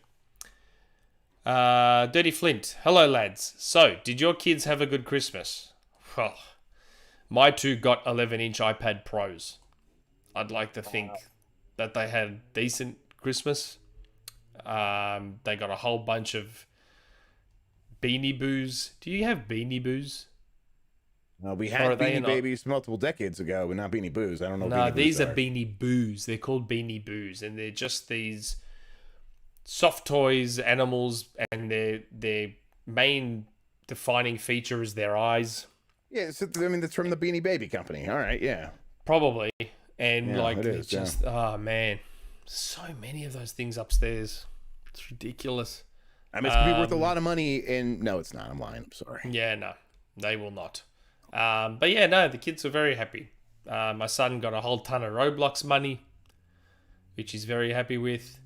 Daughter got a whole bunch of stuff she was after. They both got clothes, but the main, they got their iPad Pros, which they're very, very happy with. I bet. Yeah. Those things are awesome. They're so yeah, cool. they're very good. I got my wife a MacBook Air, which she was happy with. Oh, wow. She's been using her same one from work for a long time. It's very old, and I'm like, let me just get you a new one. So I got her the M1 one, and that was nice. And then I don't know. The kids, they're still young, so I just try to find out what they like and try to just get a bunch of stuff themed around that. So the young one got a bunch of Spider-Man and his amazing friends. Things like she's into that, and the other one got a bunch of Gabby's Dollhouse stuff. But it's fun to see what they actually end up gravitating to. At the last minute, I got the 2-year-old a toy sink. You put water in and batteries, and it sucks the water up out of the bottom and just sort of recycles it, so it works like a real sink. And they've both been playing with that nonstop since yesterday. There's still some presents that are in the box that they haven't opened yet because they've just been playing with that. Yeah. Or you just regift them. I'm on the border of they haven't even looked at this thing. I'm just gonna go put it away until their birthdays or next month. So I'll just save it for that. Yeah, I'm about to just do that. regift. Yes, exactly. For sure. Yeah. Well, look, in the space of a month and a half, my kids both got an iPad Pro and an Xbox Series S. So they've done pretty well this year. Yep. They've done pretty damn well. Good for them. Okay. Creaky Legs. Hello to Resetera's favorite gaming couple. Let's all wish each other a very merry screw it.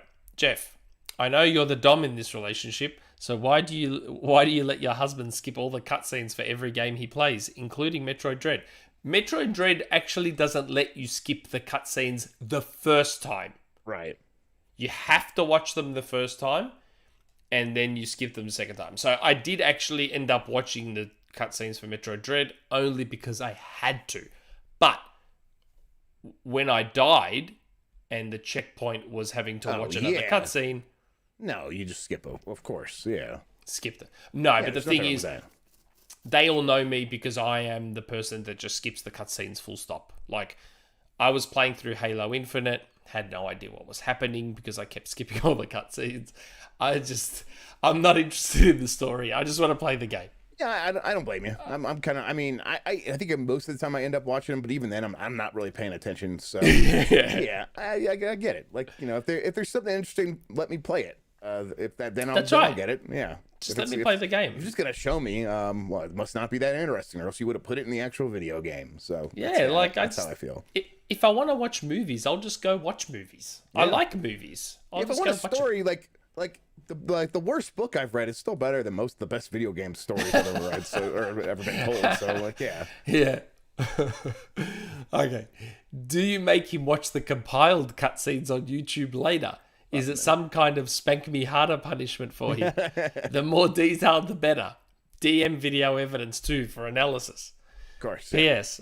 I'm replaying the 360 version of Bioshock and I can't capture clips or stream it from my Xbox. I apparently cannot with the remastered games either. Not even on PlayStation. Really? Yeah, and it's been a complaint. Does not let you do it. Wow. And it's been a complaint for years from people, and 2K never really acknowledged it. So if anybody who works at 2K with any authorities listening, would you kindly allow... That's clever. Would you kindly allow console gamers to capture video and stream the 14-year-old Bioshock series of games? Have a great rest of your holiday break. Hope everyone found some peace and comfort wherever you may be in life.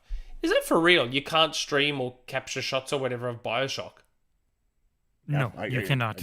It was really hard when I was trying to do a preview and covers and shit, and I had to, thankfully, by that point, I had a capture card, because you cannot do it through any of the console's direct video capture. It's just Weird.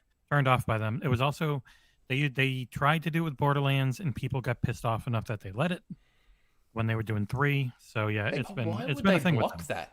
Take-Two is so silly about that stuff. I don't know. So It doesn't weird. make any sense. No, Yeah. don't advertise our game for us for free. How dare you? It's just very, very What? odd. I don't know. That sounds like Microsoft talking about photo modes. Yeah. Yeah, that's right. Phalaxis. Morning, Nick, Jeff. Celebrity couple name Nief. It's the We are worst thing I've Neff. ever heard in my life. We are Neff. It's the worst thing I've ever heard. And the third wheel, Jesse. What are your hopes, dreams, or wishes for 2022? Could be personal or Xbox/gaming related. Merry Christmas and a Happy New Year to you both and the rest of the XboxEra community. I already said I want a Banjo-Kazooie remake. That's what I want. I want That'd be Banjo-Kazooie fantastic. remake. Yeah, that'd be fantastic. Yeah. I mean, it's going to happen eventually. I just don't like the timeline on it. It always feels like when will they get around to doing that? I want it next year. Yeah. For me, I don't know. I guess on a personal level, I want to like figure out this mess of things I've gotten myself into in terms of like having so many responsibilities. I'm like, I want to like slim some of this stuff back and like really figure out like what's next for me in terms of like what my career and stuff. So I'll be focusing on that throughout the early parts of 2022 and try to figure out what the game mess is going to look like, things like that. So yeah, keep growing. If it doesn't work that stuff for out, sure. you've always got a spot with XboxEra.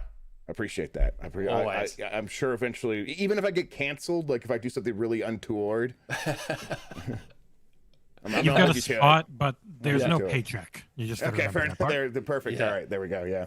All right, well, take you up on it. Fun fact: before Jeff got his spot on Grubbsmas, we almost had him as a permanent member of the XboxEra podcast. Almost, we were this close. Mm-hmm. And then he got the bigger name gig. That's right. What can you do? I tried.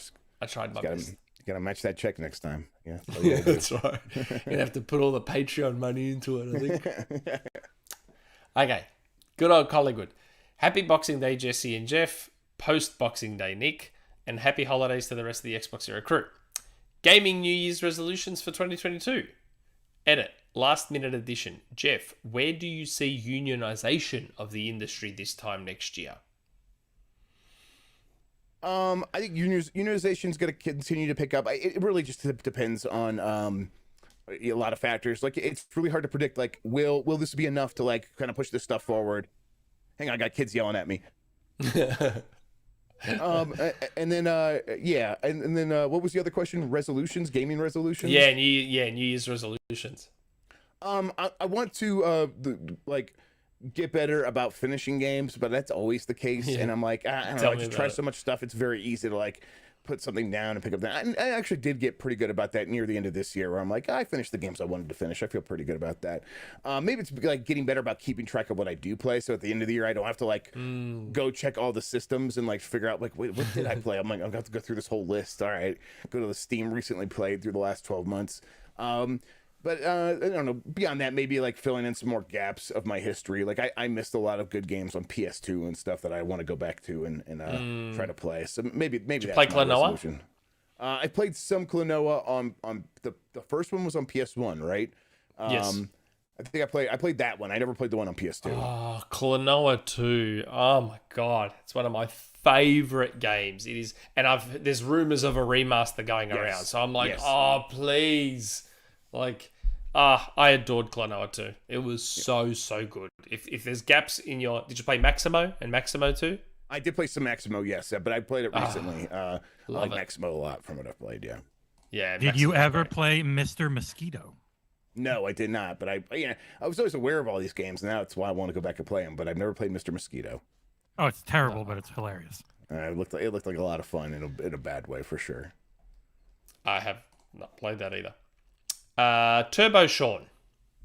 Happy Sunday/Monday, Nick, Jeff, and producer Jesse. Hope you all had a Merry Christmas with your loved ones. Now, let us not forget that there are other holidays this time of year, namely Festivus. As I'm sure you're aware, part of that tradition is airing of grievances. In the spirit of the holiday, Nick, Would you care to share with Jeff and the audience your thoughts on Rob Zombie's hit single Dragular? Also, Jeff, I believe you haven't formally shared your opinion on the award-winning TV show Friends. By all means, gentlemen, discuss. Yeah. Dragular's a great song. I love Dragular. Friends is an excellent show. I love Friends. See? What's the Dragular thing? I was wondering why he was asking that. There are people who hate Dragula, so maybe he was like conflating you with that. I think Dragula's like a lot of dumb fun, but also if you I like that song. It's a yeah. cool song. It should be. It was in every video game, and it should still be. Is my opinion. Was it? What video games is it in? Like it was in like 100 video games through like the early 2000s. Really? Yes, absolutely. None jump immediately to mind because it was just in so many that it felt like background music at a certain point. Wow! But, no, see, yeah.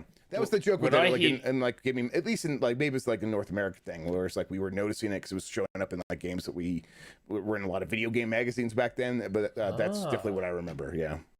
No, when I think of Dragular, I think of let me just double check. It was in this movie. I'm pretty sure it was in this movie. Oh yeah, it was Idle Hands. I don't know if you ever saw Idle Hands. Yes, I have. Yeah. Yeah, Jessica Alba. What's his name? He was in Final Destination as well. They're like the only two movies basically that he was in. I can't even remember his name now. But yeah, I when I think of Dragular, I think of the movie Idle Hands. That's where I heard it. Right. And okay. Yes. Yeah. Like I'm into my house music. I love my dance music, but Dragular's cool. I mean, I love Metallica as well. Are you talking about Devon Sawa? Devon Sawa, that's him. Yes, You're welcome. Devon Sawa. Okay. Yeah. So yeah. All right. Here's a list of. Let's see. Maybe this is not all just Dragula, but here's a bunch of Twisted Metal 4, Gran Turismo 2, Jet Set Radio, WWE SmackDown, multiple Jet Set WWE Radio. Games. Yeah. It was a remix. Yeah, but it was in there. Let's see. Dragula. See if it's anywhere. It's in Rock of the Dead. I don't know what that is. I don't know. It just felt like it was in so many games. It was in a bunch of sports games too. That might have been the big reason. So yeah. Maybe. NHL hits. Like I said, I just think of Idle Hands. I always think of Idle Hands when I think of that song. I actually quite like that song. I think it's great. Okay. And Jeff likes Friends, which is good because MVG hates it. I don't MVG hate hates it. I don't hate it, but it's never one I'm gonna watch again though. I'm not. I'm like we watch Seinfeld all the time. That's like I'm like it's my speed. But I'm like whatever, Friends. If it comes on, I will turn the channel. But also I'm not like I'm not mad about it or anything. Yeah. That'll work. It's better than you not liking it at all. Yep. He didn't want to hurt your feelings. Yeah, that's right. Okay, DeoGame. Happy Boxing Day, you prodigious assortment. One thing I've been reflecting on as of late is genre match by platform. Sony has struggled for years to get a multiplayer game off the ground to rival Halo. MAG, Destruction All-Stars, the Twisted Metal reboot, later installments in SOCOM/Killzone, although at least one stand is reading. Yeah, Killzone Shadowfall's good. / Resistance, etc. Meanwhile, despite Microsoft's best efforts, many of their attempts at winning over the Japanese audience have been short-lived or one and done. Ninja Blade, Lost Odyssey, Scalebound, Blue Dragon, etc. This leads me to my question. How should these platform holders approach such projects going forward? Should Sony opt for a more cinematic filmic multiplayer experience? Should Microsoft opt for a Japanese exclusive with broader appeal for its audience, a la Dark Souls or Yakuza? Should they hope filling these gaps will expand their audience and thus win over more fans? What would be your plan of action? For what it's worth, I'm largely of the opinion Sony should stop trying to make a multiplayer hit and just start off small with great reboots of their older multiplayer IP. I think Microsoft should possibly look to Korea in particular, given the rather universal appeal of their output, and sign both major Japanese exclusives that appeal to the prototypical Xbox gamer and smaller ones that are more niche to expand xCloud's foothold. Okay, that was full on. Well, I mean, Sony have realized that they can't just stay in that one lane forever. We see it in all their hirings. We see it in the studios they've bought. They're going to dabble in the multiplayer games as a service thing because they know that that's where the real money is. And don't get me wrong, their single-player narrative-driven things sell a lot of copies, but those games cost a fortune to make as well. So that's why they need those other things. Like Yeah. Up until recently, Halo 5 was still making money through microtransactions. Like, in the end, they need that stuff, whether they like it or not, or whether Sony fans like it or not. Yep. They're gonna enter that arena. That's all exactly right. That's what's happening there.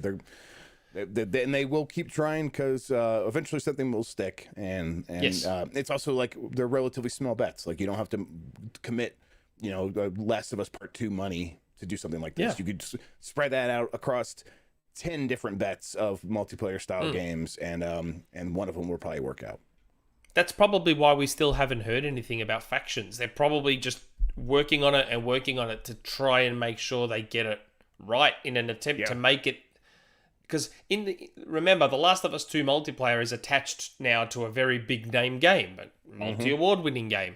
They're going to want that multiplayer to try and leverage that name to become something that just gets ongoing engagement and makes money for them ongoing.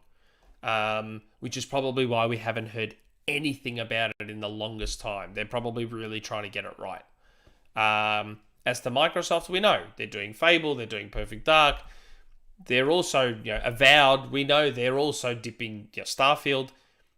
They're dipping their toes in Sony's, sort of area, I guess, if you want to call it. Not that single player games didn't exist before Sony, but that's their thing right now, and Microsoft is aware they need to dabble in that, and they are. Now, how good they're going to be, who knows? Who knows how successful each is going to be at the other's area of expertise? We don't know yet. Hopefully, for everyone's sake, they're all great. Yep. A lot of people were massive fans of The Last of Us multiplayer. They were. I mean, I didn't mind it. I don't like that they've shut it down now, so I can't get those trophies, which is a bit annoying. It was okay. I thought it was fine. Hopefully the new one will be good. Yep. Hopefully. But we'll see. Okay. Not Jack. What game are you least looking forward to in 2022, and what game are you most looking forward to in 2020? I assume he's meant to say 2022 here, but it says 2027. Happy holidays. I assume he meant 2022, but he's got 2027 here. If you're in the comments, not Jack, can you let us know if you meant 2027? The game in 2027 I'm most looking forward to is Metroid Prime 4. So yeah, that's right. It's Indiana Jones for machine games for me. Yeah. Indiana Jones. 2022, probably Breath of the Wild 2. Yeah. Probably. That's right there for me. I think that Horizon Forbidden West looks pretty good, even though the first one didn't click with me. I think this new one looks like it's taken a lot from Breath of the Wild, so that it's going to be even better as long as it's more open and that getting around looks as fun as it is. I'll be looking forward to that. What I'm least looking forward to is probably not going to end up coming out in 2022 is God of War. I didn't like the first God of War. It's really? fine. I found it boring. I can tell it's a good game, and I'm glad it exists for people who like that sort of thing. I would not say change it to appeal to me at all. That's not what I would ever say about that game, because clearly it's good for people who show up for that game. For me, it's just I was bored by it, so I'm like, that's fine. I'll back off, and I think the next one's going to be a lot more of the same. So I'm like, yeah, everyone else could show up for that. I'll check out this new Horizon and see if it's sort of going in the direction I need it to. But overall, the one I'm most looking forward to is Zelda. Yeah, absolutely. Yeah. It's funny you say that, because I've got that feeling about Last of Us 2. Like, the same. I mean, I've like sort of dropped it now, and I'm sort of struggling to go back to it. I've just, like you with God of War, I've just found it really boring. Like you didn't even have to pay for it. I didn't. That's the beauty of console sharing.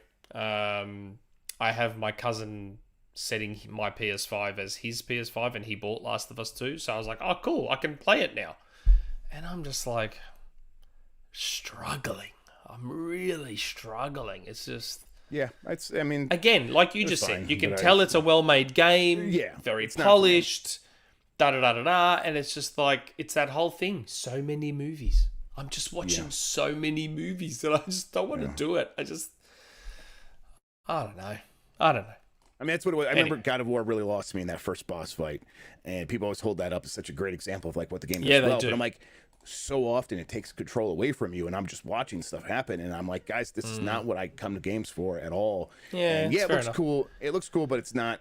It looks the coolest when it takes control away from you, and I just thought maybe we could be handling some of that stuff ourselves here, and it just does it too frequently. Where like Metroid Dread, that does happen occasionally, but you at least still also get to like fire missiles during those boss cutscenes. Yeah, you and do. That still feels cool. So I'm like, it's still interactive to a certain degree. It works better there. Oh, look, I can understand that. Oh, look, God of War is one of God of War, Zelda, and Halo are three of my all-time favorite franchises. Like I like 2018 God of War games a ton. So do I. I like them more. I like the old God of War. I still loved 2018 God of War. I voted for it Game of the Year. But if you put a gun to my head and said, what do you prefer? I'll take the old ones. I love those old hack and slash ones.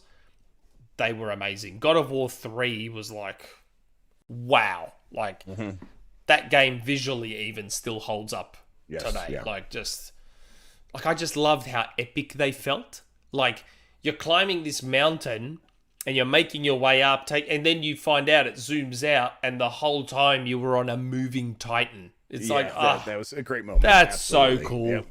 Shit like that is so cool. Like, I love stuff like that in games. And I mean, being Greek, I had a bit of bias because it's all Greek mythology. Yep. But yeah, it was so good.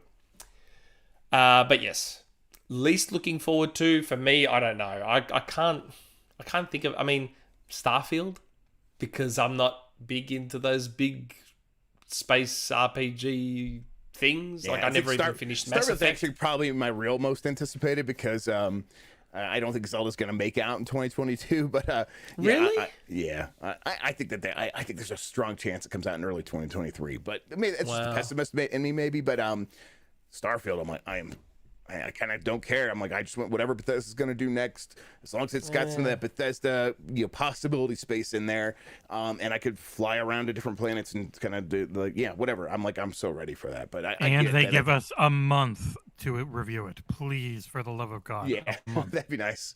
I feel like they're spending the next year polishing that thing. I bet it's in a playable state right now. Hopefully that means we get to play it early. I agree. Look, I'm excited because you're excited. I'm excited for you. You. Yes. Yeah. Because that's what happens when you care about someone. You get excited for them. Yep. That's how I felt during the Friends reunion. I'm like, yeah, man. This is your moment, man. Here you go. That's right.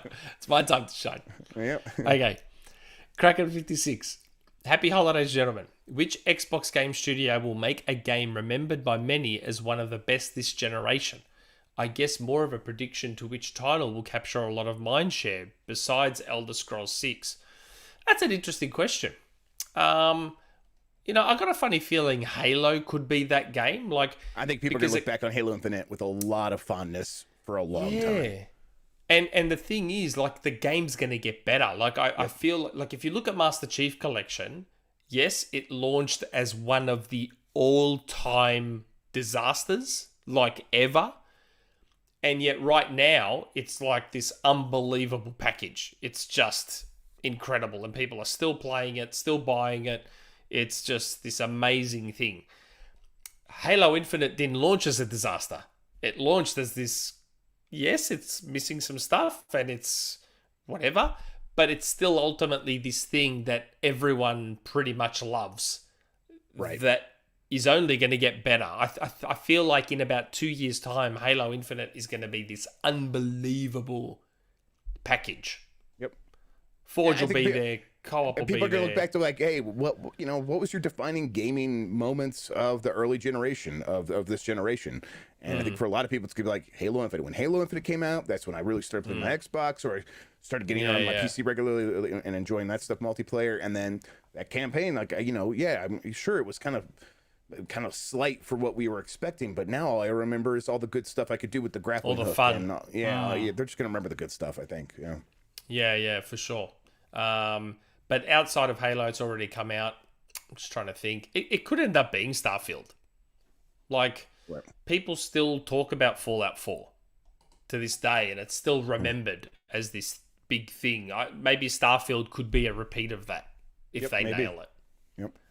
They haven't had this amount of time to work on something. Yeah. Yeah, but they've also haven't revamped their tools to this degree before either. So there's a balance there where, you know, they're taking a lot of time, but maybe it's because they needed this much time, and maybe that won't mean it's as polished as we're hoping it will be. So, I don't know. I'm That's still what hopeful. the hope that the extra year from the original guesses are for. Yes, I think you're right. I think you're absolutely. I think they would do anything to avoid another Fallout 76, and I think that's what's happening right now. Is they are doing anything to avoid that. And that definitely seems to be Phil and the rest of the team's edict of take your time, because they did it with Halo, which just shows they'll do it. They will give you time. Yep, and they did. I mean, they did with all their games, right? Deathloop and Psychonauts 2 and Ghostwire Tokyo. So across the board, they are giving these games time. So Fable will get as much as it needs. Perfect Dark will get as much as it needs.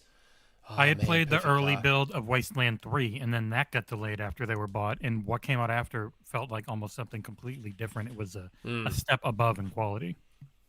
Yep, that's good. Okay, last question. Man, this is going to be a nice quick one, which is good. I did say to you we'd probably have a quick one.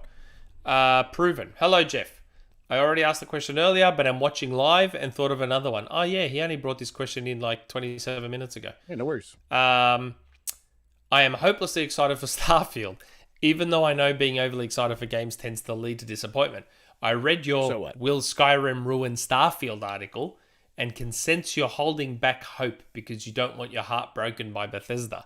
Yeah. I am with you and don't want to get too hyped, but every time they talk about the game or release a new concept art or small detail, I continue to build this game in my head. Same. Should I give my heart over to Todd Howard and team, or should I stop getting hyped over this game we've seen very little about? Thanks. Let's do it. Let's get our hopes up. Let's put get our heart excited, into it. man. Life's too short. What's the worst that happens? You get disappointed. So what? Okay. Plenty of other games to play. Let's say you pre-order it. You spent $60, whatever. You don't have Game Pass for some weird reason. You spent $60. Okay, $60. Yeah, it sucks. You work a minimum wage job. That's like, it's a shift and a half or whatever. One shift. Yeah, it's a lot of time, and it stinks, and it stings, and it sucks. I get it. But again, in the grand scheme of things, it's not that big a deal. It was a bad game, so we'll move on with our lives. But if it's good, and we get to have like that excitement twice, right? You get to have the excitement, the whole build up, every little thing that comes out beforehand. You get like, you get hopeful, and you begin to imagine in your head. And what if it lives up to those expectations? This has happened to me a couple times in recent years. The first time was Breath of the Wild, where I'm like, man, this game seems like it might be what I want. I want it to be like Zelda 1, but sort of reimagined with like maybe they'll explore like a physics system. Like I had it in my head, and it turns out it was better than I ever imagined it could be. I was blown away. I cried. It was so good. And then Halo Infinite, it was like I think they might be like trying to get ambitious with this thing. I think they might be trying to bite off a lot here. And that's causing problems with development. And I hope they can like trim it down into a real game. It turns out that's exactly what they did, and I ended up loving it. And it felt like you get that excitement twice. You get to get the hopes, and that's great. And that hype is fun to live through. And then if the game is good and lives up to it, it feels even better. It's kind of where I'm at with stuff. And if you expect disappointment, you can never get disappointed. But also, like, that's no way to live at a certain point. At a certain point, being that eternal pessimist is not worth it. Yeah. So let's get excited. Get excited. Yeah. Get excited. I was wrapped. Like, Halo Infinite, they did literally everything I had been asking for since 2016. Yep. Everything. Like I've always said I wanted upgrades in Halo. I've always said I wanted to explore and look for hidden items that I can upgrade my weapons or my shields and they did all of it. I said I wanted them to reimagine CE. They did all of it. Everything I asked for. It was great. Yes, they did. Yep, it's awesome. I loved it. I'm just waiting for co-op to come so I can do my legendary playthrough. I've already beat the game on easy. Yes, I did it on easy. A lot of people got upset at me. Found all the collectibles. I've got all that out of the way, and now I'm just playing multiplayer until co-op comes for my legendary run. But yeah, so that's it. We'll finish off these super chats. A bunch of super chats came in while we were doing that, so I'll just burn through those. Gecko Gamer, the Lodos game isn't yet in the EU on the Switch. Yeah, I think you could maybe, if you want to, I think you could buy it from the Japanese eShop store. Don't do that, but you can, and it'll work on your thing. Just the problem is like getting eShop currency for Japan, which you could do through like Fangame or something like that. But don't wait. They said it was coming out December 16th on eShop in multiple territories. Obviously, it's past that, so we're probably just going to be waiting until January to get it. Okay. Blast the Base. What's the next animal cosmetic you want to see people lose their collective shit over in Halo Infinite? I vote hedgehogs. I want a bunny tail. I want a bunny, like a bushy little bunny fluff that you can put on your butt. I think that would really, or a little curly pigtail. Yes, like a pig just one. This really cute and like effeminate, so that they could really sort of show their insecurities. That's what I want. Yeah. That's a good one. Yeah. Gecko Gamer, what is your dream game and the dream team behind it? Wow, I already got my dream game. I've said this 100 times on the podcast before, on forums, on Twitter. Mark of the Ninja is the game I dreamt of as a child. I always wanted this cool stealth ninja game where I can sneak around and kill people, and it's actually scary how Mark of the Ninja is almost literally what I envisioned as a child growing up. Love that game so much. A similar thing happened to me when we were playing GTA 2 on Dreamcast, and we were just like saying, like, okay, here's what they should do if they ever take this game into 3D. And then GTA 3 came out. It was like, oh my god, they did everything right. Now, it turns out it was very easy to predict, like playing GTA 2 at that time, what a 3D game would be and like how good it would be, which is why it's back so then. Infuriating that Microsoft got presented that game and was like, we want the Austin Powers one, or whatever they did, whatever that story is of them like turning down GTA 3 as an exclusive. Yeah, but it's like, back then it was like very easy just to tell like it was gonna be that. But my dream game now, I don't know. I think I want Way Forward to make a remake of Zelda 2. That's what I want. I want them to like take Zelda 2, modernize it, but kind of keep it 2D and just do it with the Way Forward style. I think that would be excellent. Yeah, if I had to say something now, my dream game, I don't know if I've told this story before. So I think I still am, because I don't know if you ever get deregistered on ID at Xbox. I had a game idea, and my game idea was my dream game. And you may like it, Jeff, because my dream game was a spiritual successor to GoldenEye, where I blended Hitman with GoldenEye. Ooh. So each level is self-contained, and you could even monetize it by selling more levels later. But each level was this small little open thing, and each level had a mission, and you could just achieve that mission however you wanted to. First person, stealth, the whole lot. Just like a spiritual successor to GoldenEye that was kind of like Hitman. That was basically what I wanted. I think that would be fantastic, yeah. Yeah, obviously it didn't get made because here I am. But that was my idea that I submitted to ID at Xbox at the time. And they liked it. And they're like, so you want to show us a demo? I'm like, I got nothing. I got nothing. It's just an idea on paper right now. I'm more of an idea guy, actually. So I'm not a dev. I will hire. Yeah. You give me the money to put together a studio, I will make your game. But I'm not a coder. But I've always got great ideas.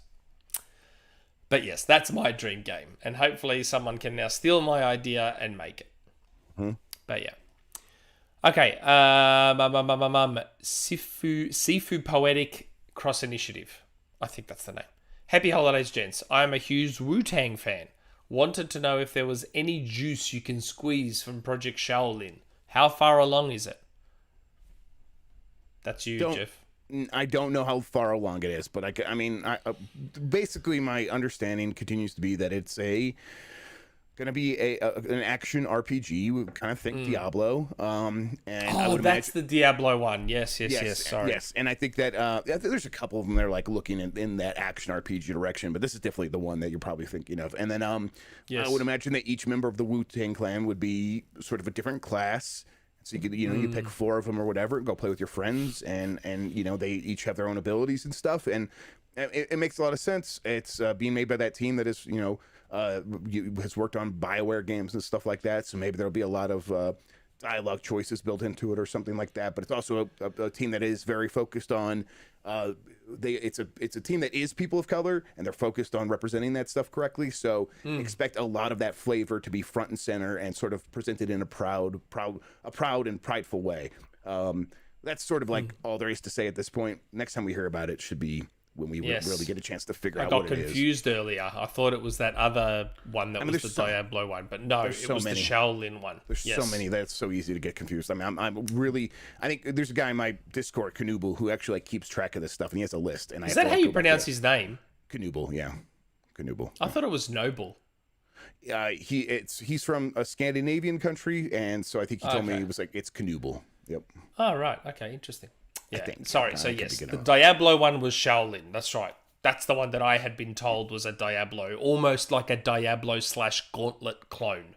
Yes, exactly. Yeah, in that range. Yes, absolutely. Okay. Lucius Augustus. I don't think I should read this. The best 90s sitcom of Friends variety is Frasier, hands down. Friends is garbage. No, you're garbage, Lucius. I think they're the best. They're both like very good examples of their I'm not gonna be able to think of the word, but like Frasier was good. The archetypes. They are very good archetypes for what you want. Like you go to Frasier if you want like it's not an odd couple. It's a bit more highbrow too. Right, yeah, but it's like you got Frasier, and then if you were going to make it like a traditional sitcom, it would have been like it would have just been Frasier and his dad, the cop.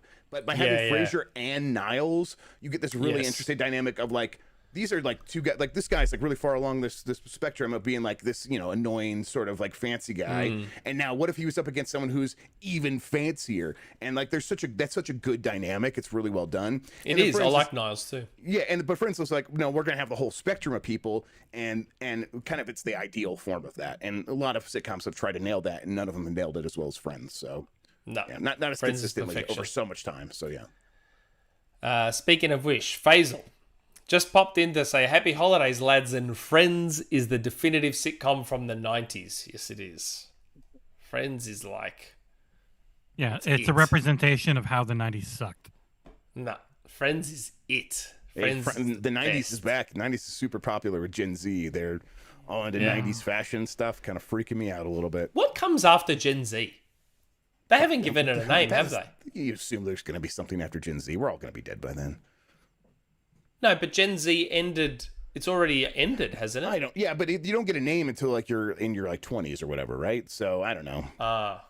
They'll come up with something. They're just Zoomers right now. You have to have your own money. The only reason these things get names is because they are marketing terms. These like marketers are like, hey, they are buying stuff now, so now they matter. And until you have your own money and your own jobs, you don't matter. So you're millennial, aren't you, Jeff? You're technically millennial. Yes, I am. I'm an exennial, where I'm like on the border where like I didn't grow up, like I wasn't like my formative years were before the internet, but then the internet like came around right as I was becoming a teen. And but so you're born after 1981, yes? Yes, I'm 83. Yes. Yeah, so see, I just snuck into Gen X. Yep. I'm 1980, so I just snuck into Gen X. Yeah, we're like the forgotten generation. Like our generation, like in that time frame, it's more important like that we lived through the delineation of the internet than like the fact that we were in Gen X or Gen Z or millennials or whatever. It's much more defining to who we are than anything else. Where we're like, no, I was a kid and there was no such thing as like the internet really, and then all of a sudden it was there, and I was old enough to remember both worlds very distinctly. So do I. Yeah. And so that's actually the defining thing for us, really. And you're also old enough, like me, to remember a time before mobile phones. Oh yeah. And I mean, like, and I was like, there was people around that had like a beeper. I had a beeper for a very short amount of time, and then got my dad had a beeper. Cell phone. Yep. Like I remember, like so I had my first mobile phone was in 1996, and it was still on analog. We hadn't gone digital yet in Australia. Mm-hmm. And then I got my first digital phone in 98, and I remember sitting there once. I was sitting at a Christmas party or a New Year's Eve party, and my phone just beeps at me, and it's like, message. I'm like, message? So I read the message, and it was my best mate, and he's like, man, have you seen this texting thing? I'm like, what? What do you mean? Texting? What's this? Like, I had never heard of an SMS before. And we're like messaging each other back and forth, not realizing it's costing like $1 per message. And we're like, oh my God, this is amazing. And then I tried to message a friend who was on another network. And back then, you couldn't message between networks. It had to be on the same network. I'm like, oh my God. Yeah, this is like, Kids remember these like days. free nights and weekends and stuff for like the phone calls and stuff in minutes. And I Yeah, remember yeah. like early Twitter, like people don't remember this. Twitter used to be SMS. It used to be like you would get all your tweets through SMS messages to your phone. This is like before they had apps. Yes. And I would so like on one of the late model T-Mobile sidekicks I had or whatever, I would just get like 100 text messages a day containing tweets from people, and they would at me, and that would come through as an SMS. And when I was away from my computer, and not on the website, and it was like, and I worked as a delivery driver, so you could send tweets by sending an SMS to the Twitter service. I don't even, it probably doesn't work anymore, but maybe in some countries it actually is how they still I operate. think it still does. I noticed that while I was going through the settings before. You can still tweet. Wow, that's and it was just, it's so weird because it's like once I switched the app, I never thought about the SMSing stuff again, but that's how it used to work. Yeah, wow. I didn't know that. I joined Twitter in 2009, so I must have missed all that part. It was kind of like, right around there, it was like iPhone was everywhere, so everyone was just doing the app. Yeah. But like 2008, it's like kind of like the iPhone doesn't have apps yet and stuff, so they haven't really thought about that. And that's kind of when it was happening. I think I joined in 2008. Wow, that's wild. I can't believe that. I mean, I still remember when Facebook was just people posting holiday snaps and stuff. I mean, Facebook, I remember I couldn't join Facebook because I didn't have a .edu, and you had to have a college.edu. So, wow. weird times. Yeah, it's freaky, isn't it? How like kids will never know. Like, it's funny. Someone brought it up with me once. They're like, do the sign for if you want to tell someone that you want them to call you on the phone. And I'm like, yeah, you do this. Yeah. It's like, yeah, but there's a whole generation of kids. They don't know what the hell that is. Yeah. Like, they never had a phone that had a receiver and stuff like that. They hold their phone like it's like that. I'm like, man, that stuff. It's the same thing with the save icon. What is a floppy disk? What's a floppy disk? Yeah, and you show them a floppy disk. They're like, oh yeah, the save icon, right? Yeah, I'm like, oh god. Yep. Oh man, that stuff freaks me out. Getting old sucks. Okay, Gecko Gamer. Is there a historical period that you want to play a game? You want to play a game, I guess, game of, besides the obvious ones like medieval Europe and World War II? We've done them all, haven't we? I mean, not all. I want to do a game that's about the indigenous people that crossed over the land bridge from Asia into North America, that eventually became the Native Americans, and the Aztecs and all that stuff. I want to play a game about like that journey across the land bridge. I think that would be cool.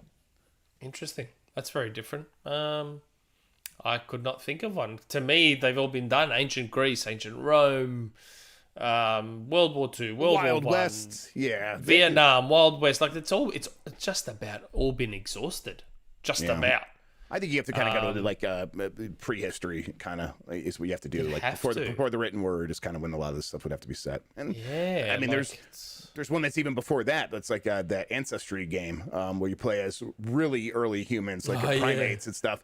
And I'm like, I still like hold that game in my heart, even though it's really, really odd and weird and not like very easy to understand. I'm like, it's doing exactly what I always wanted. I always wanted a game like this. So there should be more games that sort of take that lineage and run with it. That's cool. Last couple, 99 Rukin. With Ubisoft continuous problems, who do you think might pick them up and clean house? And is update on Ubisoft coming to Game Pass? I don't know if anyone will pick up Ubisoft. I don't know. I see a lot of people thinking Microsoft will. They will not. Microsoft will not be picking up Ubisoft. No way. It's 14,000 people. Like, they're not going to buy that. That's insane. Yeah, I don't know who will, if anyone. Ubisoft coming to Game Pass. Look, everyone keeps asking me. I keep asking my guy as well. It is still on the table. Yes, I said it would be by the end of the year, back in January. A lot of stuff can change in 11 months. So I apologize for that. I was told it's still happening. It may have been delayed a little bit. Same with the Nintendo deal that everyone keeps busting me about. I was also told just literally in the last couple of weeks that is still on. It's just all been, for various reasons, pushed back a little bit. Yep. Which happens. Like, what doesn't get delayed, pushed back, changed these days? Everything. So yeah, I've been told it's still happening. Last one, JR poll. What's going on with State of Decay 3? I don't know. I assume it's... So the team that's working on State of Decay 3, the head creative left, started his own studio. Austin Walker works there. I'm very excited about what they're doing. The State of Decay 3 team is feeling a little bit, hurt in the heart that they sort of got abandoned a little bit. But they also are feeling sort of a resolve to say, hey, we could still do this, still make this a great game, and they intend to do that. So that's kind of where they're at. Where, hey, this is going to cause some problems, some delays. It's not an ideal scenario, but they believe that they could still put out a really great game. So I would expect them to still try to really, have an ambitious State of Decay 3. Also, there was one more super chat after that. One just came. Kyrie, I'm not sure how to pronounce that. I'm sorry. Kyrie Williams, does Wolfenstein 3 exist? I don't know if it does right now. Probably. It's probably like at least on paper somewhere. Like, yes. I don't think it's pre-production art, but yeah, I don't think they're working on it. Yeah. I don't think it's in like active development right now, but it's definitely something that's there simmering in the background and will eventually be brought to the forefront, but it doesn't exist per se in the way people are probably thinking of right now. Agreed. Because they would be hard at work on Indiana Jones. And as I had said in a Rumourmill a while back, I believe they're also working on the Quake reboot. Yeah, I think that whole I got told about that whole Quake thing that they were that they did with the remaster. Like, I think that was all just prep work for getting their Quake legs under them. So I think you're right on. Yeah, I mean, like Alan Wake remastered, then we found out there was Alan Wake 2. That's how they do it now. They test the waters with the remaster to see how people feel about the franchise before going full bore with whatever. So as far as I've been told and as far as I'm aware, that Quake reboot thing is still happening. So yeah, that's everything. We finally got through it all. Wow, we ended up crossing the 2-hour mark. I was not expecting that, but we got slammed with so many super chats. That was awesome. Yeah, it kept on going. So that's everything. Thanks. I want to thank everyone for joining us. I want to thank Jesse for producing again. I obviously want to thank Jeff for jumping on at Christmas time. Of course. Especially when he's not feeling the best. He was a bit under the weather. So thanks for showing up. Yeah, of course. It was great to come on. Thanks to our patrons. We want to say Merry Christmas to everyone. We'd like everyone to have a safe and happy new year. Please try and enjoy the games. Don't argue about them on Twitter. Try and enjoy them. There's a lot of good games out there. If you want to continue to support us, like, subscribe, sign up to the Patreon. We have, like I said, we've got a $1 tip jar. So support us there if you can. The Kickstarter for the book is over. But so now the work starts. Jeff is involved in the book. Jeff's writing a bit for the book. Helping out. Yep. Yeah. So who knows? Who knows what's going to happen with that book? Because I know there'll be some people that might be spewing they might have missed out. Who knows? Maybe it'll be this huge thing and more gets printed. I don't know. John would know more than me. But yeah, just want to say thanks to everyone for supporting us. 2021's been great. Hopefully everyone's 2022 is even better. Jeff, is there anything you want to plug before we go? No. I mean, just find me on Twitter, but I know everyone here is down with the Jeff Grubb already. So just thanks everyone for being so nice to me all the time. I really appreciate it. Yeah, no worries. Thanks to everyone. So yeah, we'll say bye now for bye for 2021, and we'll see you guys next year. Goodbye. Ciao for now. Happy New Year. Be safe.